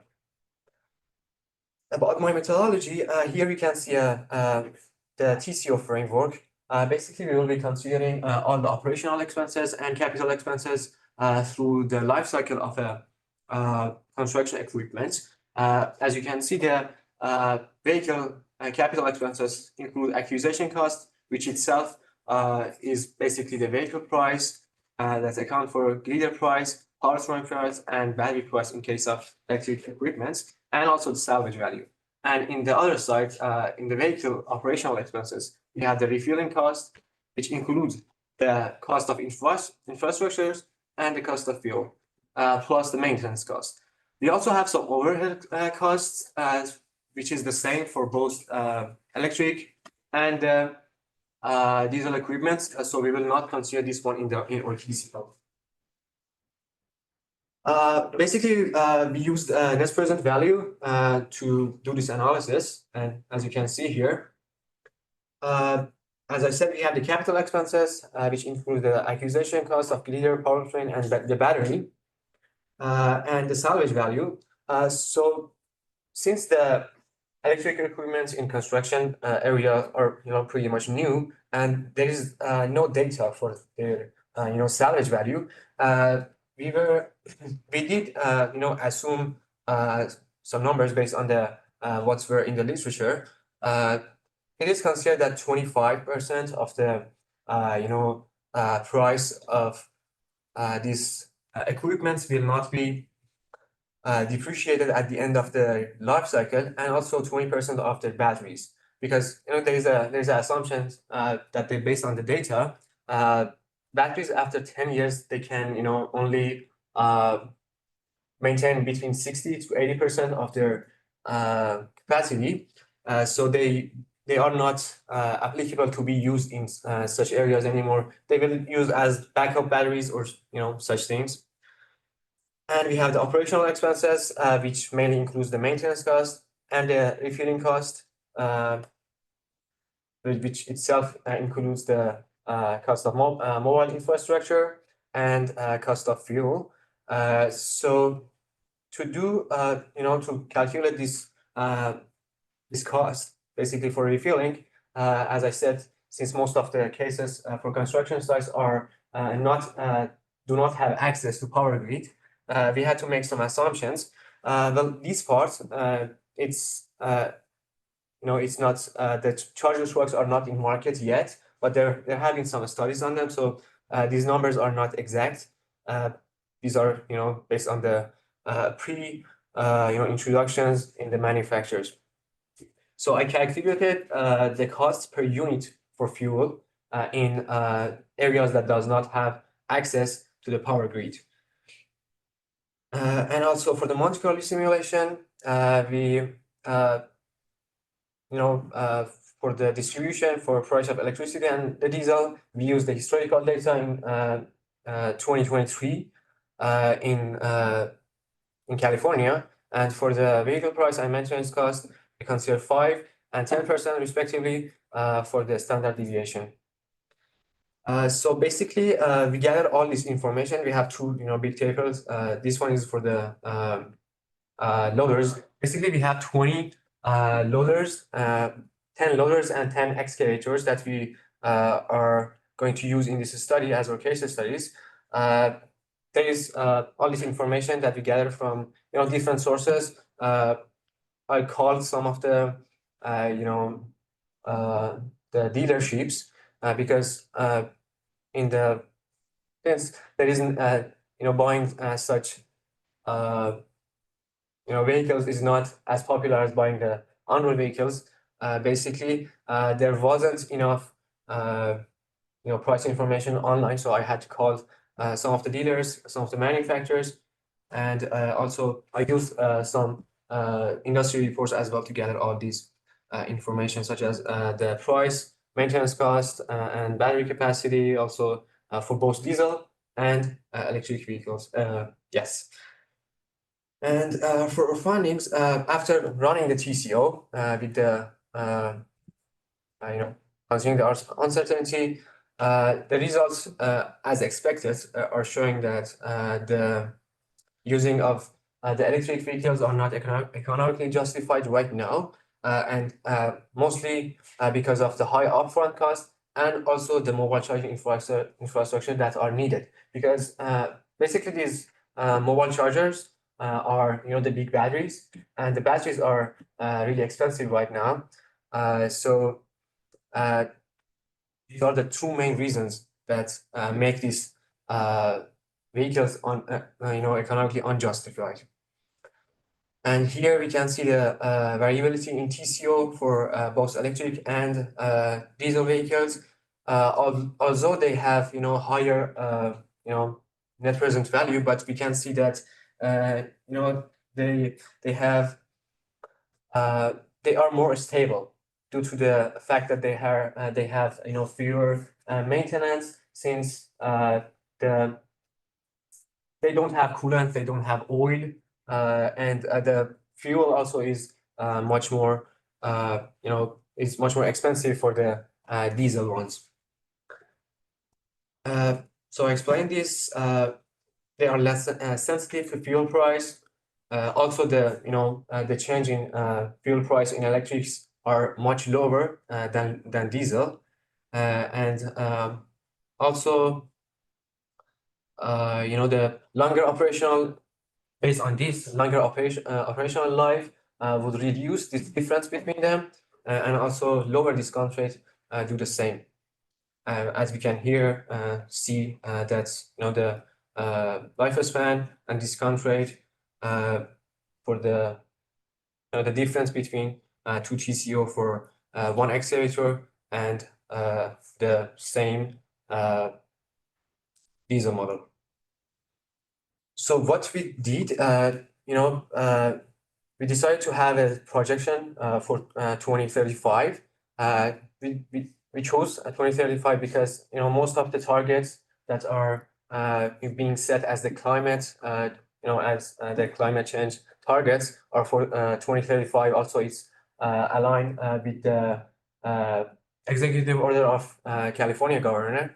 So we decided to see what is the price projection for the batteries at that time, which is 65, and right now it's in last year basically was 139. Based on that, there is still some differences in the TCO. So things that is being offered right now is that right now and even in 2035, using of this electric construction vehicle is not may not be justified for the third parties and private parties. So there should be some governmental incentives, such as California Core that is being offered right now, and even in Europe there is lots of incentives that being offered, and a high percentage of almost 50% of the vehicles that are being sold in construction industry, for example, in Denmark, is like 50%. So it's a lot compared to US.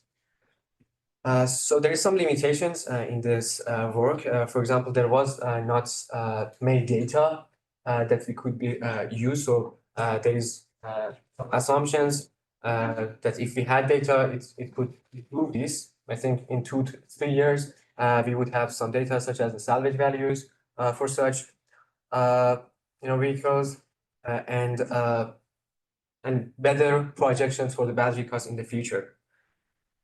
And also there is no mobile. There is some small mobile charging infrastructure in the market, but they are not they are not being used that much. So the numbers that we use for this one also is not that much in the market. With having that number also, it could improve this work as well. Thank you so much. Nice questions. Discussion. I have a question. Which components make a TCO in diesel airline electrical? TCO in Which components? Because you have a vehicle cost. Yes. Cost, Yeah, the operational expenses in diesel ones are much higher because the fuel cost is higher and also the maintenance is higher.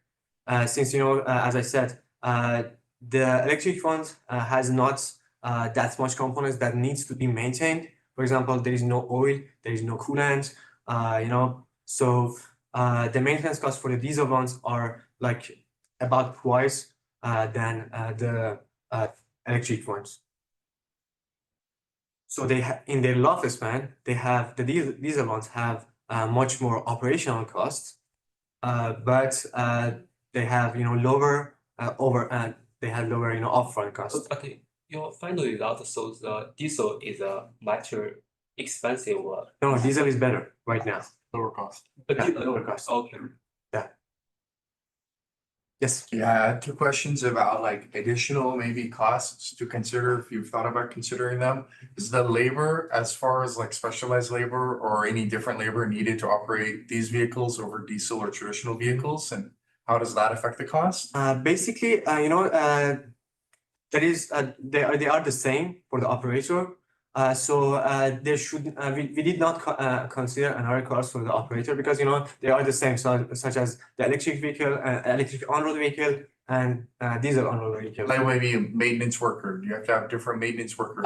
No, because the numbers that we currently have is they are not that exact. That's why we consider the Monte Carlo simulation. So we cannot consider that right now. And then second thing, did you consider any differences in insurance as far as maybe like new technology? Does it cost more to insure these vehicles over others, but also insurance as far as like liability? They make less noise, so maybe you don't have the noise pollution, the ear damage to employees. They have no oil, no lubricant. You don't need hydrocarbon insurance on site or at maintenance lot for environmental remediation purposes, all these things. That's a very good question. I called I talked to a couple of insurance companies, and the difference wasn't that much to be considered because the construction firms usually get an insurance for the entire fleet that they have, and based on that, the difference wasn't that much to be considered. Yeah. Any other questions? Well, thank you so much. Thank you.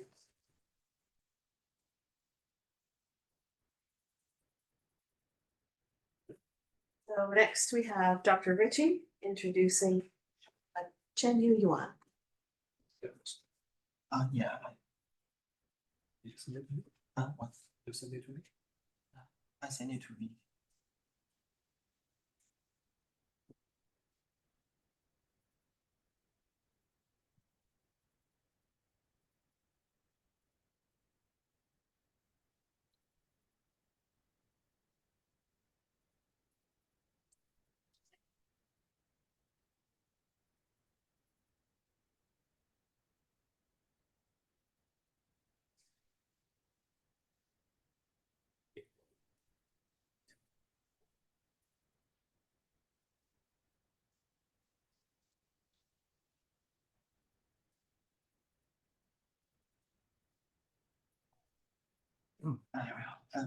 This one.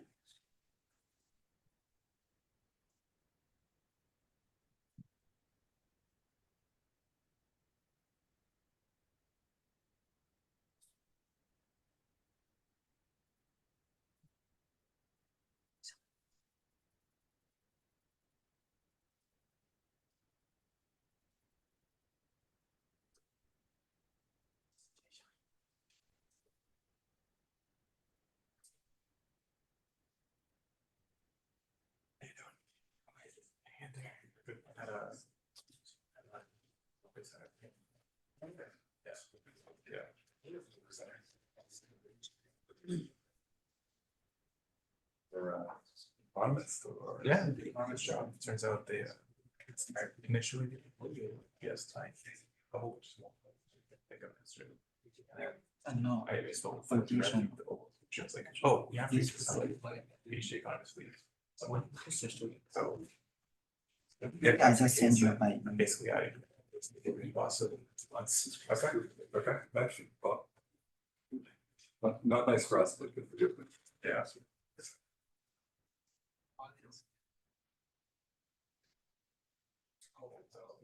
It was like right when I was starting to think about project that I wanted to do with the 405 Express things. Okay. Yeah. Because that's when, you know, that basically 5 years, $2 billion. I mean. David's on a project. Explicitly express line for 405, but. Essentially the express line. I'll have to show you that all of this. It's taking longer. I'm trying to put Just call it. But I can see your. where This I think on my. like south of like once you go south of more than 405. Yeah. Yeah. Oh, yeah, I think it's. San Diego's liners are also. Express lines down there as well. But it seems to me like it's 405 express things are like this thing inconsequential. It's like it goes through all the busiest corridors. And just which is the 405, 605, 22. Yeah. Not the 605. Going north and. Have to go, yeah. Going south. Southeast. Yeah, there's like traffic. 6 to 5 to the express. There's traffic for the 405 express. Dr. Rishi, do you want to introduce him first or? Yeah, sure. Okay, so it's my pleasure to introduce our next speaker, Chenyu Yuan. And Chenyu is pursuing a PhD degree in CE in transportation, having obtained his master's degree at Carnegie Mellon University before he joined ITS last year in fall of 23. So Chenyu's worked with me and Dr. Andre Tak as a GSR on an ARPA-E project, that's Advanced Research Projects Agency Energy project that's led by University of Illinois Urbana-Champaign along with Argonne National Lab. That project's focused on freight and energy systems modeling to decarbonize the nation's intermodal freight transportation system. And what we're doing is contributing to a prototype national freight data hub, excuse me, that's based on Southern California by providing data on heavy duty truck movements, rail freight movements, and also marine data for ship arrivals and departures at the Port of Long Beach in LA. So this quarter, Chenyu took a quarter off from that project. He's been a TA in our required junior transportation engineering class in CE. And concurrently, more to the point for today's presentation, Chenyu has somehow also found time to work with Professor Jin and the UCI AI Club on the potential application of AI-driven language models like ChatGPT and so on in transportation, and specifically how to improve the prompt design used in such large language models. And that's the focus of his TRB paper that he's going to present today. So this is a very timely and exciting topic. I'm sure it's going to be of great interest at TRB. Okay, thanks, Professor. So I'm going to introduce my poster today about optimizing prompt engineering for large language models in transportation with a case study specifically as a freeway segment analysis. So the first things I want to introduce is motivation by why we are doing this research is that there is a growing concern about how large language model can answer the specialized knowledge, such as many transportation engineering knowledge needs a very strong mathematical foundation and also some principles from the social and economic science. Okay, good question. Is that possible? I don't know if it's possible. Can you zoom in because it's I don't know if it's possible. I think I can show the slides because I also prepared the slides to make it zoom in larger. Here is first thing is a motivation why we are doing this research. It's because that we want to examine the specialized knowledge application for large language model, especially in transportation engineering. And also, we found that many times, although the large language model can provide immediate performance feedback or the practice for educators and the researchers, but how clear and how effective the instruction is remains unknown, means that it can provide some wrong or mistake or the error during their thinking process or their calculation process. So it is worth to examine how accurate or how we can improve our prompt and to teach the large language model to offer a more valuable support.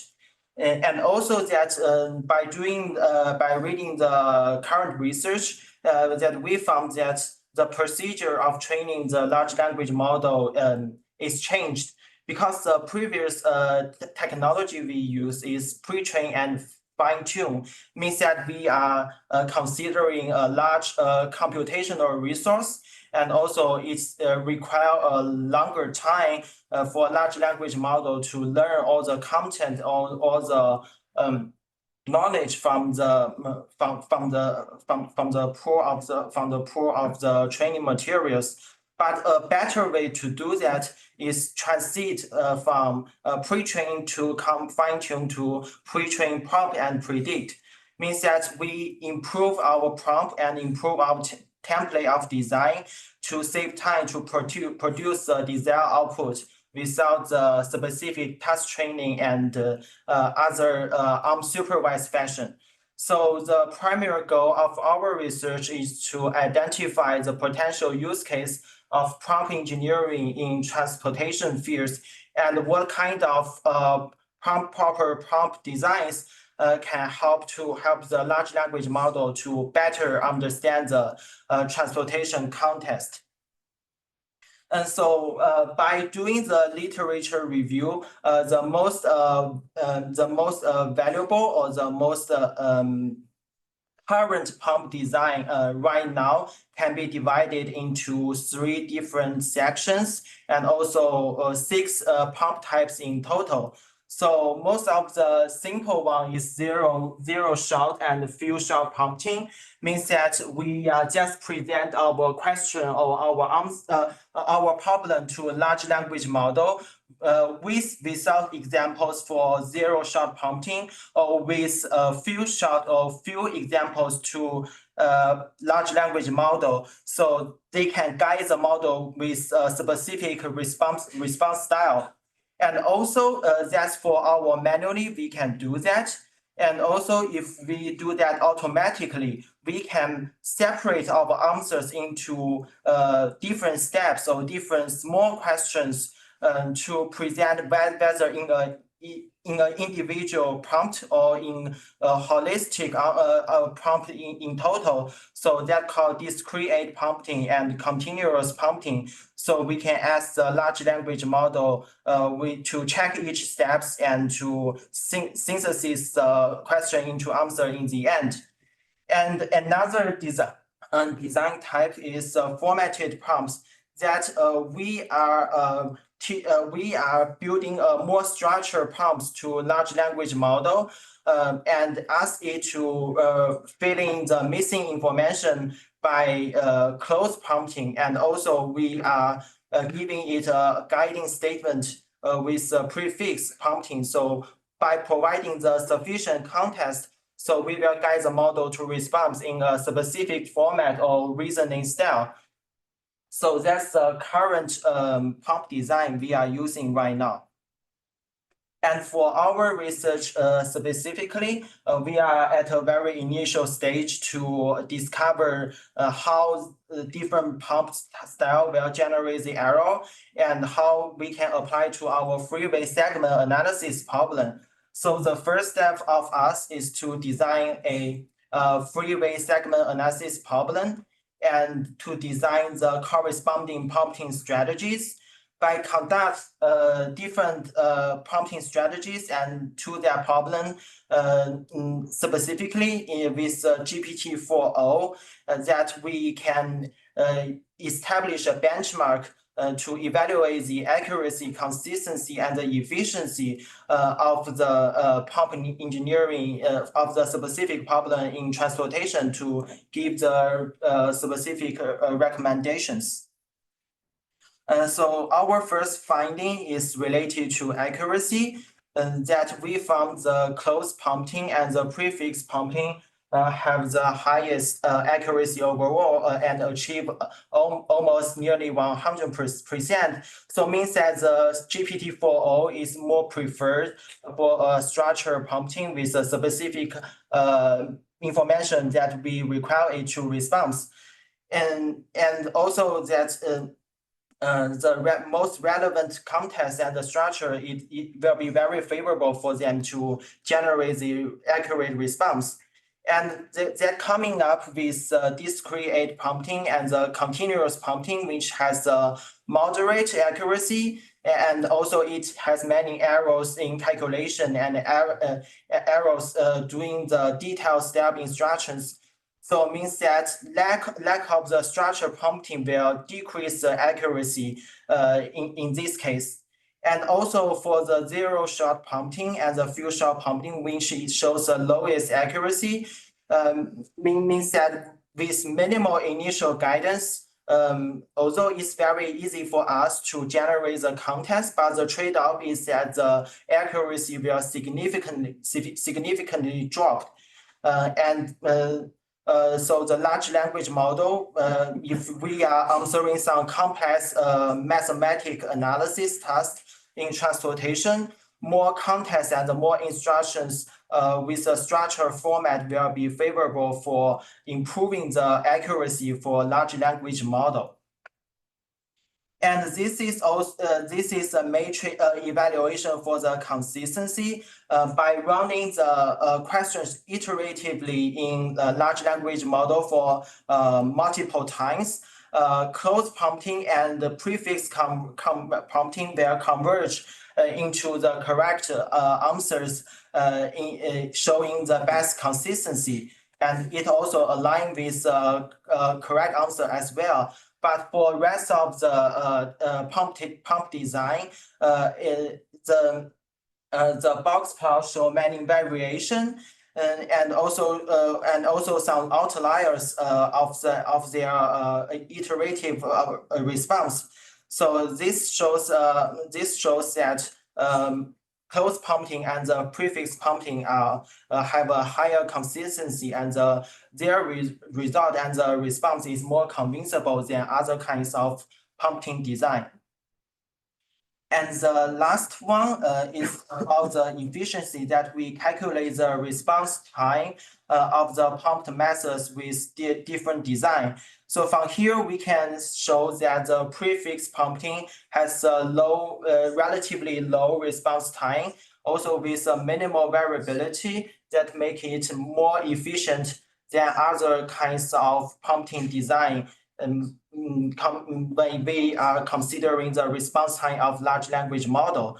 And also that you can see there is still some variation with few-shot prompting, discrete prompting, and the continuous prompting, that there are still in some several cases, they took a long time to respond for the question. And their variation is larger than other types of prompting design in this case. So as a conclusion, so this research, we examined 6 prompt design, and we think it's a critical tool for large language model to enhancing the interactions, especially for transportation area. And we, for our research, we also provided a benchmark evaluation for large language model plus the transportation to measure their ability to some multi-step problem solving ability. And we found that the close prompting and the prefix prompting yields a high accuracy and efficiency. So some of the future works that we are going to do is that we will examine the each steps of the error propagation and how we consider how we can minimize that with prompt engineering techniques. And also we will establish another control or the control model that we examine the theoretical bounds of the large language model performance to guarantee the reliability of the prompting designs in transportation. So that's my presentation, and thank you, everyone.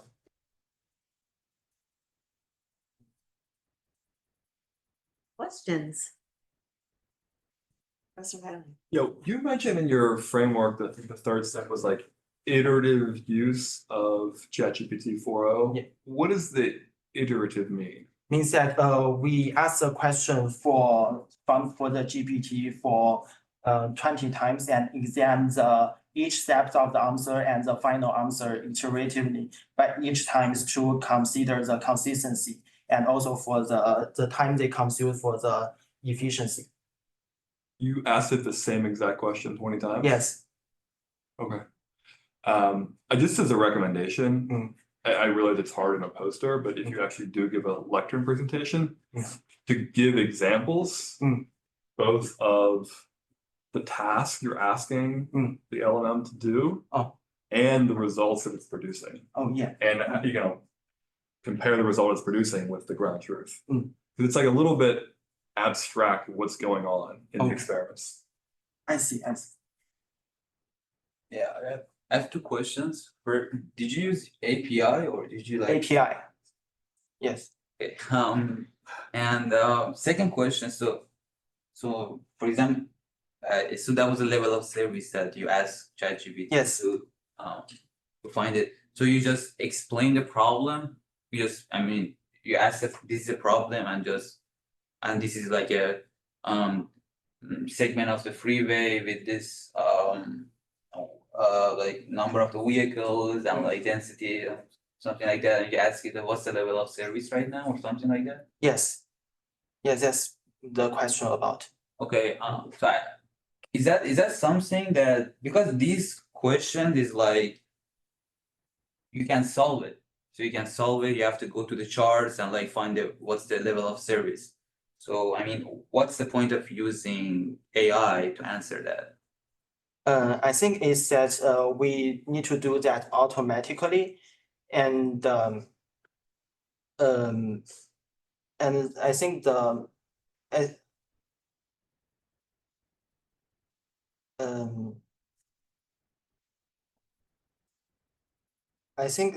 way is that we need to do that for automatically, and especially for some of the scenarios that we have the agencies or some other educators, they want to use they want to provide the question or provide the problem that's with a no background person or the no background students.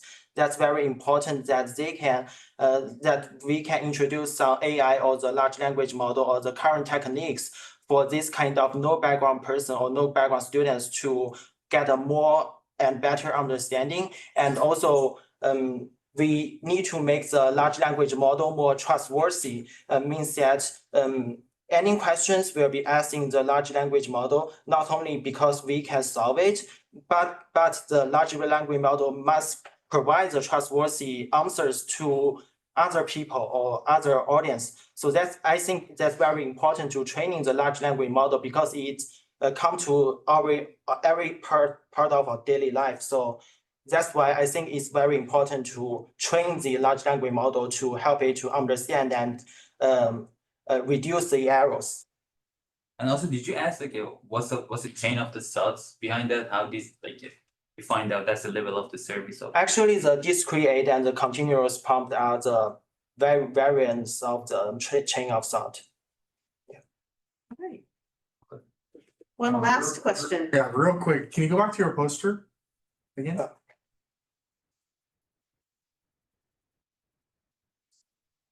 If I were you, I think I would increase the font size of those headings, Okay. like the blue words. Yeah, and that in the middle column, that figure, I would move it up a little bit so there's not awkward blank space in the middle of the poster. Middle column. Yeah, see the middle column? There's a box plot. Okay, above the box plot, there's kind of like blank space. You decrease that a bit. Oh, okay, thank you. That's great, Montana. That's really Well, yeah, super. let me add. So I think Now that we're on a roll. you're kind of losing a lot of space here. yeah. Not sure the best way to address that. And you also, I mean, you definitely want white space, but you're also losing a lot of space here. Okay.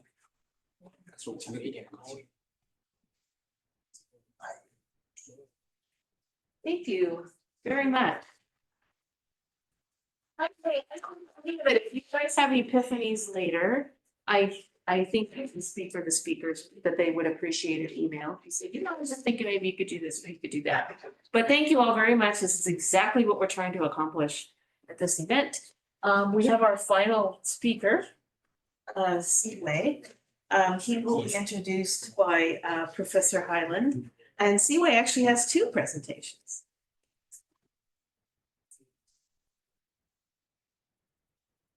Everyone, I'm excited and happy to introduce Siwei Hu. Is a 6-year graduate student here at UCI. Yeah. He completed his master's with me a couple of years ago on the topic you'll be hearing about today. And he is Professor Jay Krishna's PhD student. I'm co-advising Siwei. He's been an extremely conscientious, diligent worker. I've had him on a number of research projects working for me over the past 5-6 years. I hope you enjoy his presentation today, which has been work that we've been collectively working on with a number of undergraduates, masters, and PhD students over the past 2 years. I guess you'll probably hear about it, but this work has been funded through a number of grants in the state of California to try to help them develop tools and make better decisions around microtransit and fixed route transit and their integration. So please join me in welcoming Siwei. All right, hello everyone. Let me give a little bit of brief introduction. So this is the 3 minutes thesis competition. So which means I could use only 3 minutes to have a static slide to convey a theme. So I will time and let's get started. So as you see this slide, you might have noticed that there's a $1 per ride huge sign in the left-hand side figure. You may wonder, how come? It actually came with the cost of $43 from the LA transit agency, Metro. So which means every $1 ride costs LA Metro $43 to fund it. And then not just LA, and then this is what we call microtransit service. We define microtransit as a shared ride, public owned, on-demand mobility service with flexible schedule and flexible routes. And not just in the LA County, but also throughout the whole United States. There are many microtransit pilots. Starting from 2015, there's only 3 microtransit pilots in the whole US. But right now, maybe 2023, there are 243 microtransit pilots that's going on. Then for the transit agencies, what interests them is that how to integrate this newly introduced microtransit service with the existing fixed route transit service so they could leverage the benefit of both service, the reliability of fixed route transit and the demand responsiveness of microtransit. So to help transit agencies to evaluate their transit design, Professor Highland and I, we developed a flexible agent-based modeling framework that mainly focus on 4 design parameters for transit agency, including the fixed route transit frequency, mainly headway, and also microtransit fleet size, how many microtransit vehicles we should deploy, and microtransit virtual stop coverage, and also the operating hours. So what we found is that microtransit could greatly improve the accessibility of residents in a certain area. And as we could see here, the upper panel is fixed route transit only before introducing microtransit. And after we introduce microtransit in the Lemon Grove area, the 15-minute job accessibility is actually tripled. So it could greatly improve the job accessibility. But what we found in terms of design is a small fleet size, a 100% virtual stop coverage, and operating only during the peak period could lead to a relatively small subsidy. And comparing downtown area and suburban area usually needs a higher subsidy than the downtown area. And I think that time's up. Yeah, and then so this concludes my 3 minutes presentation, and I'm happy to take any questions or comments.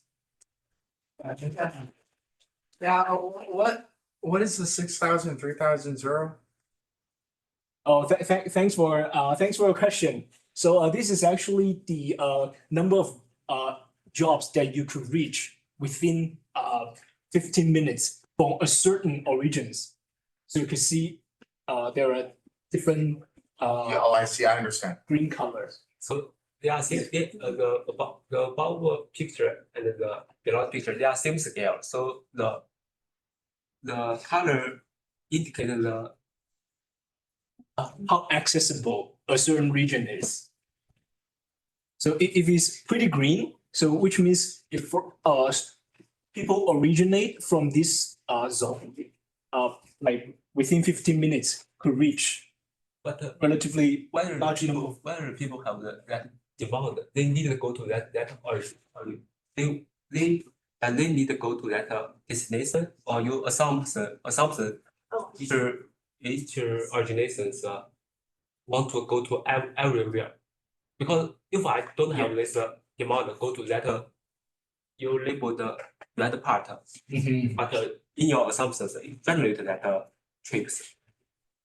Yeah, so thanks for asking that question. So the way we calculate the 15-minute job accessibility is through a shortest path algorithm that you browsing through the network and then you cut for the 15 minutes how far you could reach, and then you calculate how many jobs within that region so you could reach. So even though I don't have that You don't have demand. Yeah, you're right. Does it mean that the more deeper the corridor is and the higher accessibility I can get in maybe in that zone? Within 15 minutes. Yeah. From that zone. And this assume that you're operating at speed limit, no congestion condition. Yes or no. The congestion is in the microtransit level. Okay. And we are using a simulator to model the demand supply equilibrium. It did have congestion. So which means the waiting time. So what time of day is the figure for? What time of day? I think this is for morning peak and evening peak. Morning peak we use 5 a.m. to 10 a.m. and evening peak I guess is 3 p.m. to 8. And same figure from morning and evening peak? Yeah, we use the average. Oh, average. Yeah. And I also have another question. Because for our application, when we calculate the shortest path for trucks, we need to fine-tune the truck profile. So I don't know whether it's a microtransit, Microtransit. the vehicles when you calculate the shortest path, then you need to like create this vehicle profile to find the shortest path. And What do you mean by profile? profile, which means the profile of a vehicle's shape, maybe the length, height, or something like that. Because it will impact the shortest path. If your shortest path is generated by OpenStreetMap. I think the way we calculate shortest path, short answer, we didn't distinguish different vehicles and their impact. Okay. Yeah, short answer, we didn't. So maybe this note is not maybe the infrastructure of this note maybe not supported for the micro vehicles. No, micro transit is just a normal passenger vehicle. But that's not okay. Yeah. Yeah. Appreciate your questions. Any questions, comments, thoughts? Why do you have a question mark on the title? Good observation. The more substantive question here. Yeah, what? Just take the substantive question. Comment. The reason we add a question mark there is we might not know how to evaluate the integrated fixed transit and microtransit system. But our work here is to try to answer that question, how to evaluate. So we build a agent-based modeling framework to answer such question. It's just Sorry gonna be for the our grammar. Yeah, question. Okay, so this one's more substantive. It's more about probably what I would say at the beginning. Because I noticed you probably kind of like spend a lot of time trying to introduce the whole microtransit thing. I think what you should probably focus on is like microtransit. What is it? Why is LA Metro introducing it? And you know the kind of cost revenue balance, right? I think you kind of like led with the cost revenue balance, and I think that was kind of like structurally, I kind of got a little bit lost in like where are you going with this?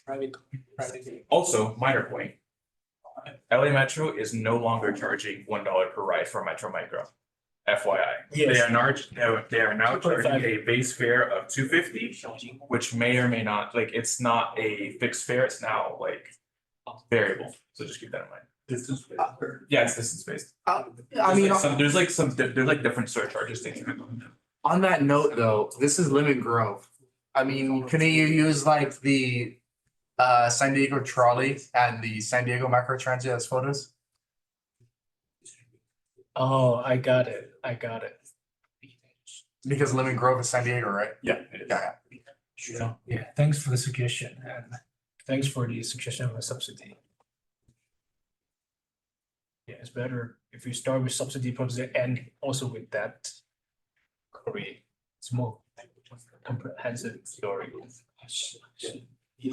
Any question or thought? Now I have the second one. I've also saved for the second one. It's like the bus rail. It should be both, right? Yeah. I wish Bus could be unreliable because you're waiting on the 15 minutes wait. Yeah. 15 minutes. Also time this one. 10, 12 minutes. All right, good morning, everyone. This is my second presentation, and the title of the presentation is Identifying Winners and Losers Under Different Fare Structures for Integrated Fixed Rail Transit and Microtransit Systems. And this work is done by me and Professor Hyland and Jacob and Ritin and Jeffrey. Look at the introduction. So the background of this research is we study microtransit systems. We define microtransit as public owned, on-demand, share ride mobility service with flexible schedule and routes. So the microtransit in Orange County is like OC Flex, and microtransit in LA County is called Metro Micro. And we would like to distinguish the definition for transportation network company and microtransit. TNCs, they are for profit, and microtransit, they are subsidized by transit agencies. They are low fare per ride. For example, microtransit $1 per ride previously, currently is 2.5, and smart ride is 2.5, and also the microtransit in Las Vegas, $2 per ride. And as you could see this trend, there are only 3 microtransit pilots in 2015, but there's a 243 microtransit operating in 2023. There's a 244 divided minus 10 that is discontinued. So the number of microtransit programs grow is 75% year over year. And most transit agencies, they are interested in integrating their existing fixed rail transit service with the newly introduced microtransit service in order to increase transit ridership and increase mobility, regional accessibility, and sustainability. But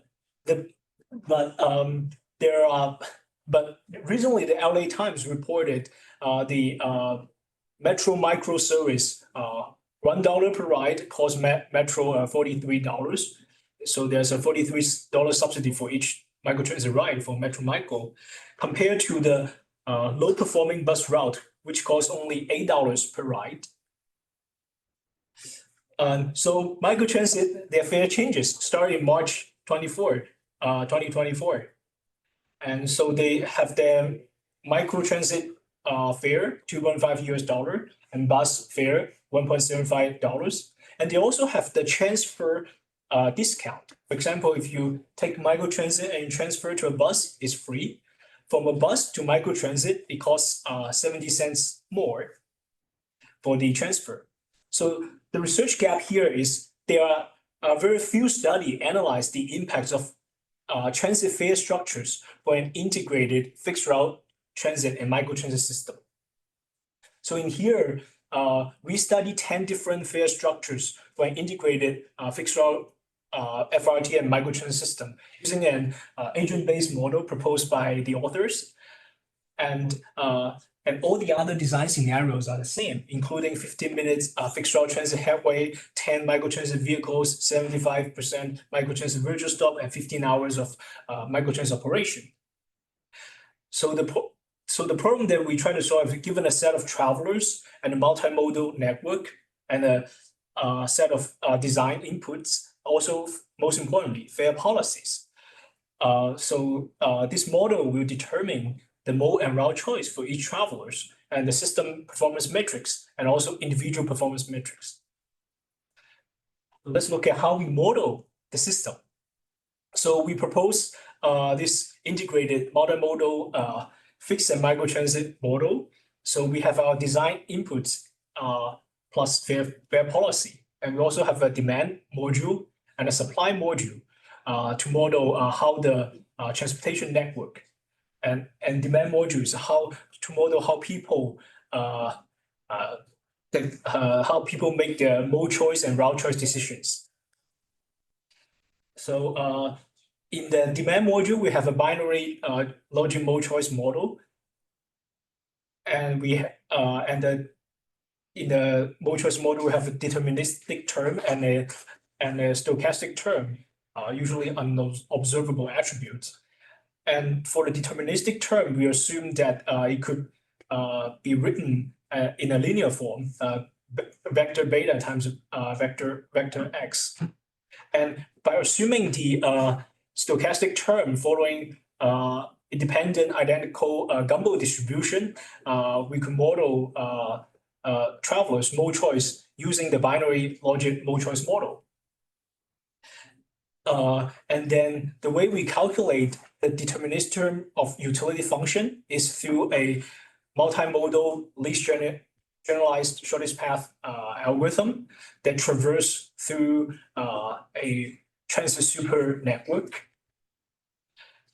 And then we have supply inputs, which is the link travel time and waiting time. And we also have a demand inputs, which is the sensitivity attributes for each person. So what the shortest path algorithm tells us is the the least generalized cost path for that person. Different person, they may have different betas. So the path that recommend to the travelers is the best path for him or for her. And we also have a supply module. We have several layers of the network, and the microtransit service, we use a simulation called FleetPine to update the waiting links and microtransit traveling link.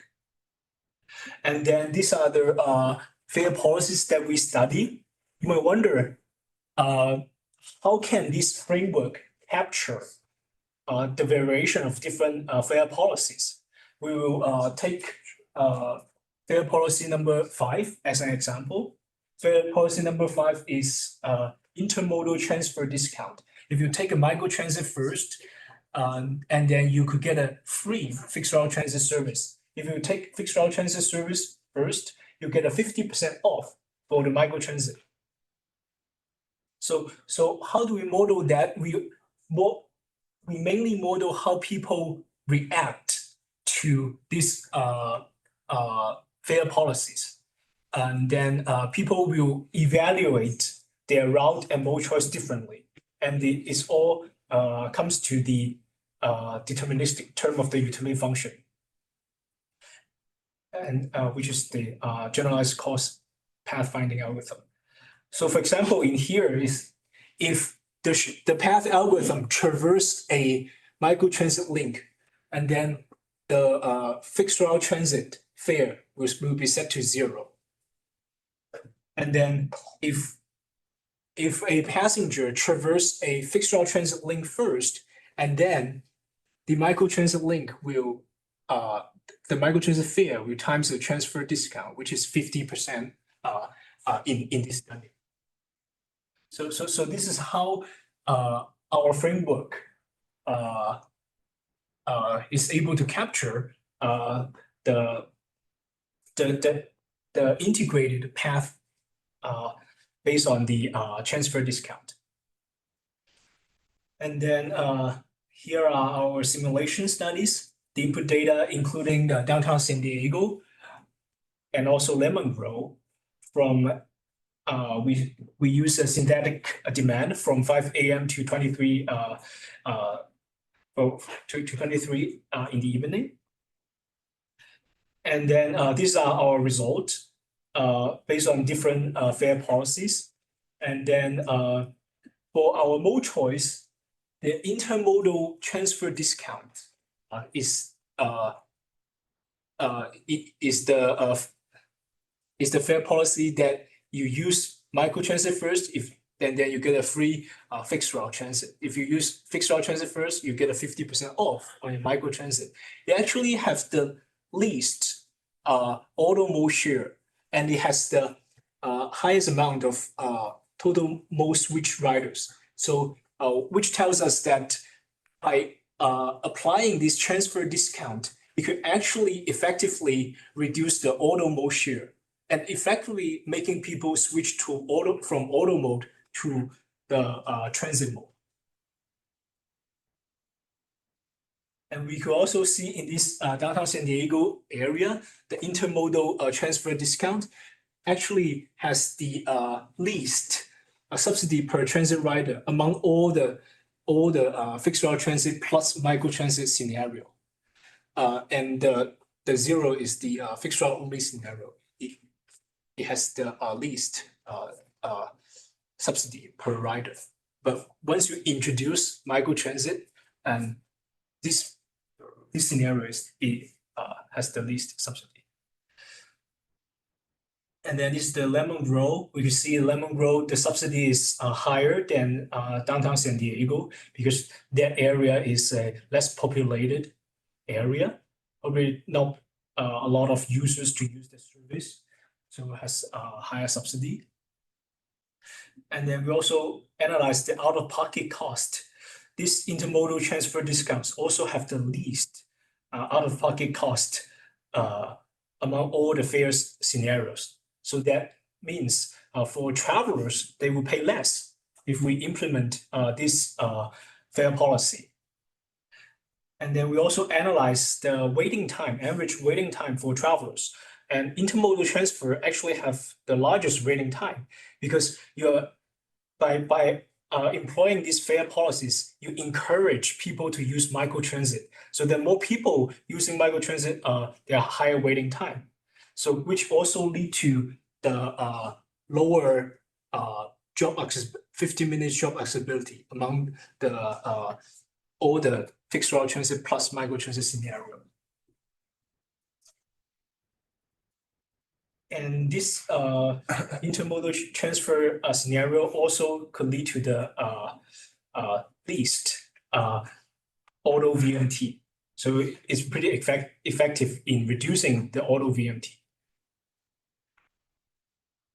And we can also see the transit line usage analysis. So the left-hand side is the fixed route only scenario. And then by introducing microtransit, we could see there's a little bit decrease of the fixed route transit usage because microtransit and fixed route transit, they are competition relationship.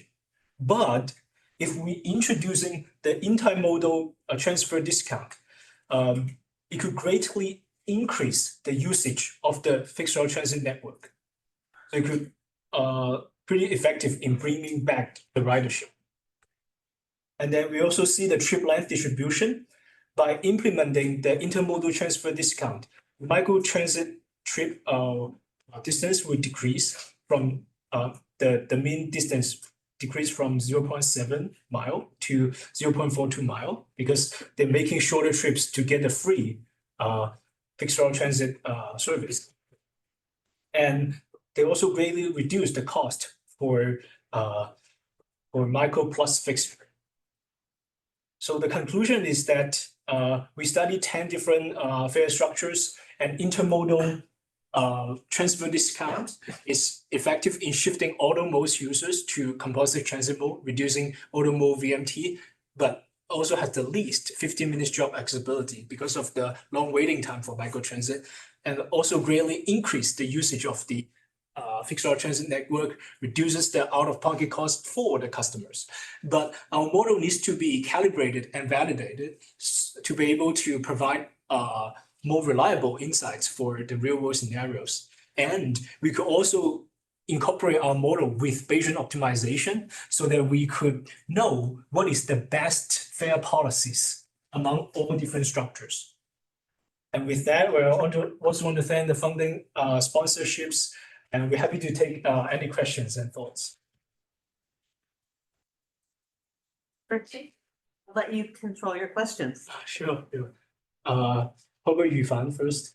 Raise your hand. Yeah, you mentioned you have 10 fare structures in research, but in the formulation result part, the two main structures you compare with is the fixed route transit only scenario and the intermodal transfer discounts. And do you have a discussion or results for other fare structures? So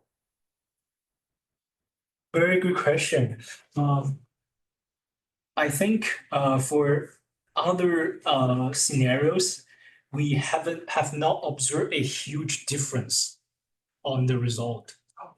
But if you look at some of the other like this is downtown San Diego. If you look at the low income discount, so this is what we give the low income people, but probably less than 30K per year, the discount to use microtransit, and we could see the microtransit mode share is like 4.8 out of all, but it's not necessarily a huge increase.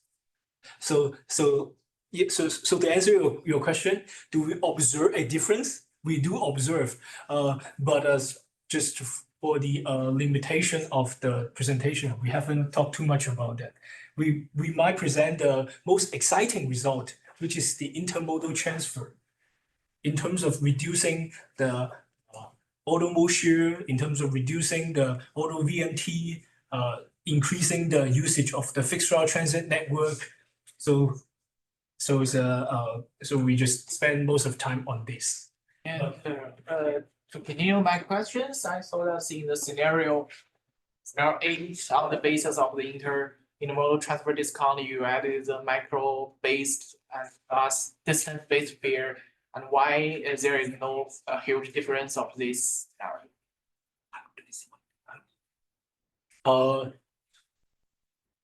Why there's no huge difference? Yeah, because than five. the scenario 8, you also incorporate the intermodal transport discount, and why there is no huge difference compared with maybe regular transit only scenario. Yeah, I can answer your question. So thanks for mentioning that. So the scenario 8, 9, 10, they are the combination of the existing scenarios. For scenario number 8, we have intermodal transfer discount plus microtransit base and distance based fare. So for scenario number 5, we only have microtransit distance based fare. So the microtransit do not have star fare. So if you compare the mode share differences between intermodal discount, this auto mode share is 80.6, and if you add this base fare, microtransit base fare, it actually increased the auto mode share, which means it's not as effective as intermodal to attract the auto mode users. So that tells if you add a base fare for microtransit, it's actually a deterrent for people to transfer to shift people from auto mode to microtransit mode. Yes, thank you for the explanation. Yeah, but sorry we didn't explain all the details, but thank you for your question. Montana? Yeah, I have a couple questions. One is when you're comparing the different schemes or finding the optimal route, did you introduce travel time and then some scheme for like value of time? As far as like people will choose what? Yes. So these betas are people's evaluation of walking time, microtransit waiting time, and microtransit in-vehicle travel time, microtransit fare. Okay. We do introduce people's heterogeneity in their evaluation of different these utilities or walking time, waiting time. Okay, and then second, what was the base scenario again? Thanks for asking. The base scenario, thanks for your question. I didn't introduce very well. Base scenario is actually 15 minutes fixed route transit headways, 10 microtransit vehicles, 75% microtransit virtual stop coverage, and 15 hours of microtransit operations. No, that's not right. I mean, that's the same problem. The base scenario is it's only a distance-based fare for microtransit. Oh, yeah, thanks. Oh, I see. And then for your low income, a discount, did you just pick a number or did you use the county provided low income thresholds? I used the county provided. Okay. And then finally, if you go back to your beginning slides, I have 2 questions. One is when you introduce the keep going. Yeah, this one. Yeah, that one. It's 244, but you said it was -10 and you got 243. They're probably -11. No, but how, like, that's only a 1. The 244 to 243 is 1 different, right? So what's the connection there?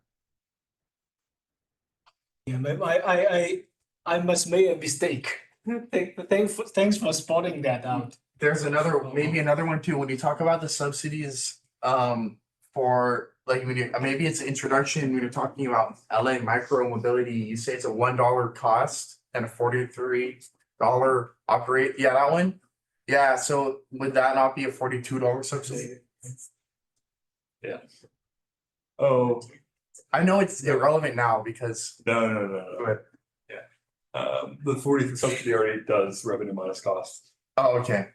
So that headline is weird. Yeah. It's too expensive. No, I understand the point, but. You know what I mean? Like, if you pay $1, but it costs $43 to produce, it's $42 subsidy.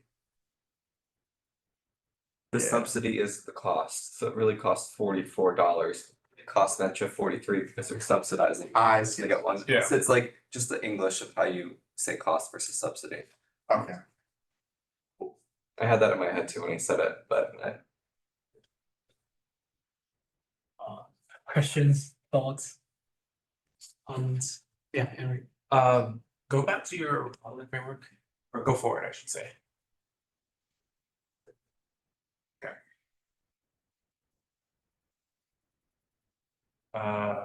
Okay, so in the demand part, you mentioned that it's a binary logit. I don't know if I call it that. I'm being completely honest, because, okay, stop right there. There you go, okay. So let me get myself clear on what's happening here. Yeah, we could probably answer before you finish the question.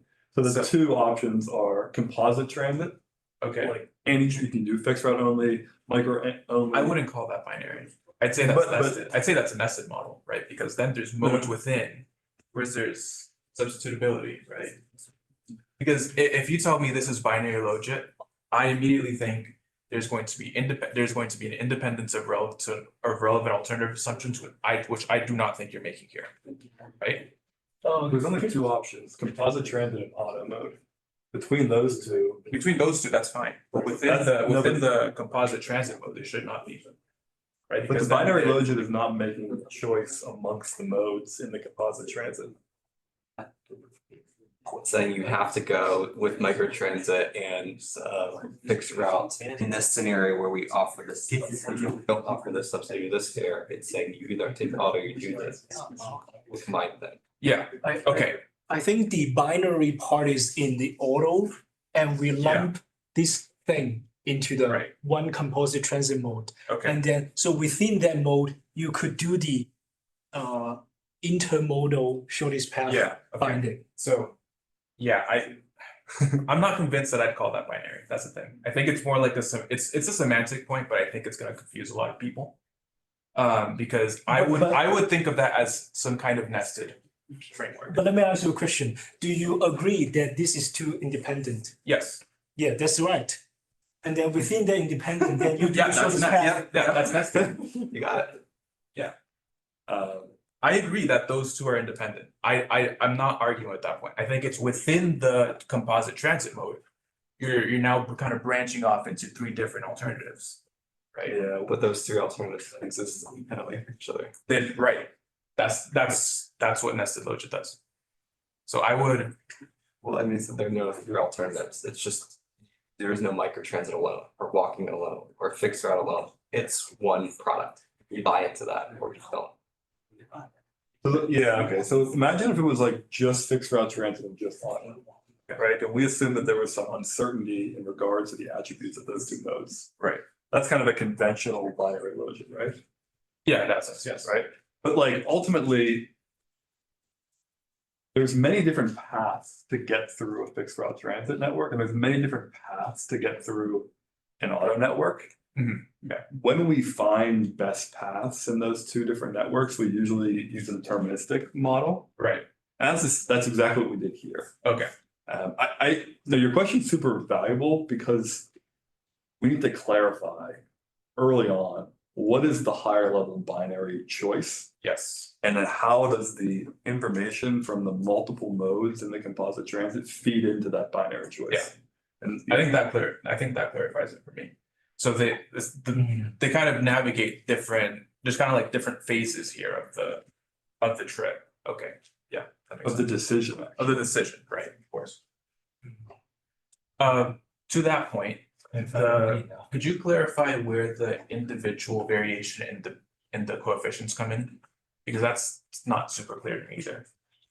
Those betas? Yeah, why is beta dependent on I?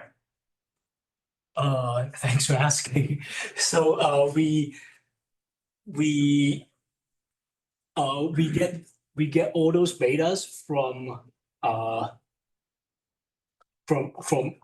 mean and deviation, standard deviation, and then we generate them for the whole region. And then the way we. So is beta supposed to be like random coefficients? Random. Okay. All right.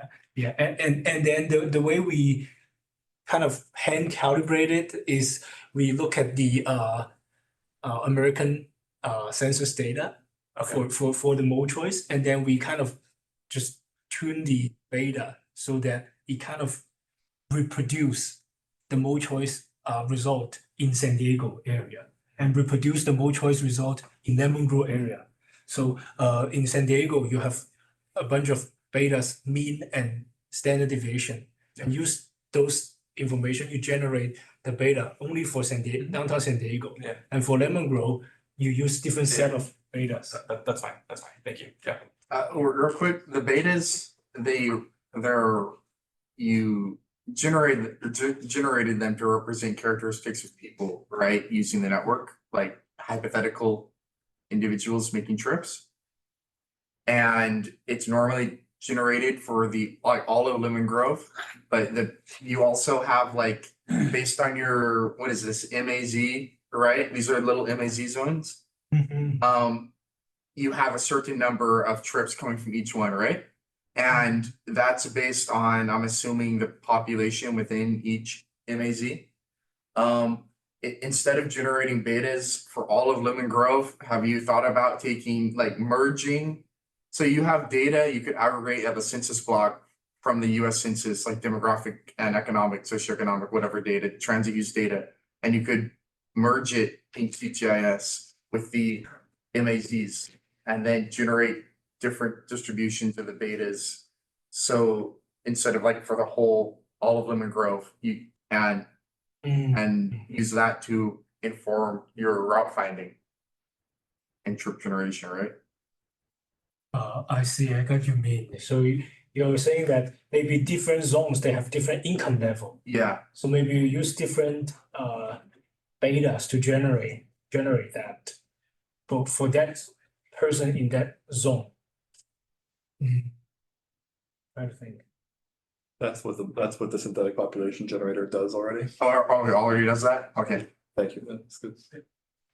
I guess maybe one comment that would be helpful then, so that, because I know these models, it's like, even I got confused. I would say what you should think about when you're introducing the modeling framework or the mode choice framework, you should mention, okay, these are my two modes, auto and a composite transit mode, whereby, and you showed the example, right? Whereby agents navigate this decision can kind of alternate between different modes depending on what their choice path is, right? Yeah. That's how I would frame it. And then when I model the decision, it would be a binary choice. And I would also suggest be clear that there's mixing going on. Because if there's random coefficients, I'm going to be thinking, okay, what's the underlying distribution of the random coefficients? What's the mixing distribution that's making these betas random? Yeah, got it. Yeah, thank you for the suggestions. It's really helpful. And thank you to Mike for helping me to navigate this. To lay out the structure first, and then how the parameter fits into that. Yeah, it gives a clear understanding for the audience. Exactly. And then you go back to because I want to make a little bit of a technical. Really? And to the one where you kind of show the different modes, the composite. Was in the appendix maybe? Yeah, right there. Okay. The beta walk, is that an alternative specific constant? Or am I just? No. So for each person, they have two alternative specific constant, one for the composite transit mode, one for the auto mode. But we set auto mode to be 0. Yes, I understand that. Okay, but what I mean is, you're telling me it's the beta walk part is the sensitivity to walk distance and walk time. Oh, okay, all right. Wait, sensitivity to walk distance and walk time? One or the other. I don't know what we chose, but the time. Okay. Yeah, the time. Okay. Yeah, I understand that. Yeah, I mean, I probably would not call those demand inputs. I know why you did, but I would call them like behavioral parameters or sensitivities. Yeah, I think sensitivities. And might call the supply input the performance.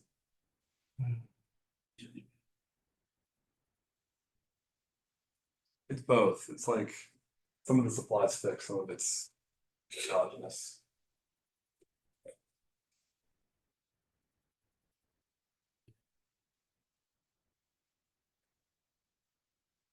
Any questions, thoughts? That was just a clarification I needed. I wasn't sure as to what was going on. It's pretty helpful. Thanks for the suggestions.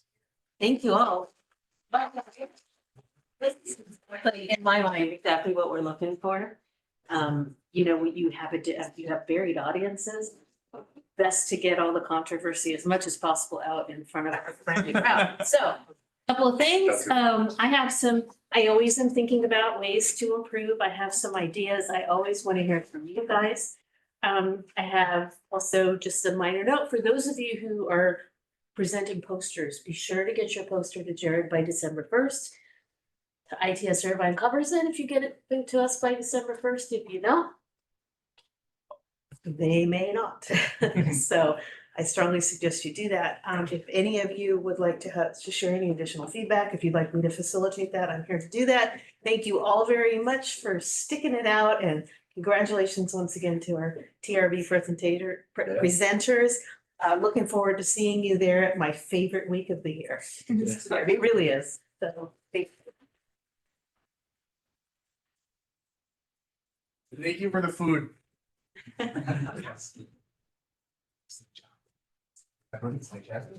that was serious. Sounds sarcastic. Yeah. Take the recording, so safely. It's a little bit. Motion. Thank you. It was 6 route transit.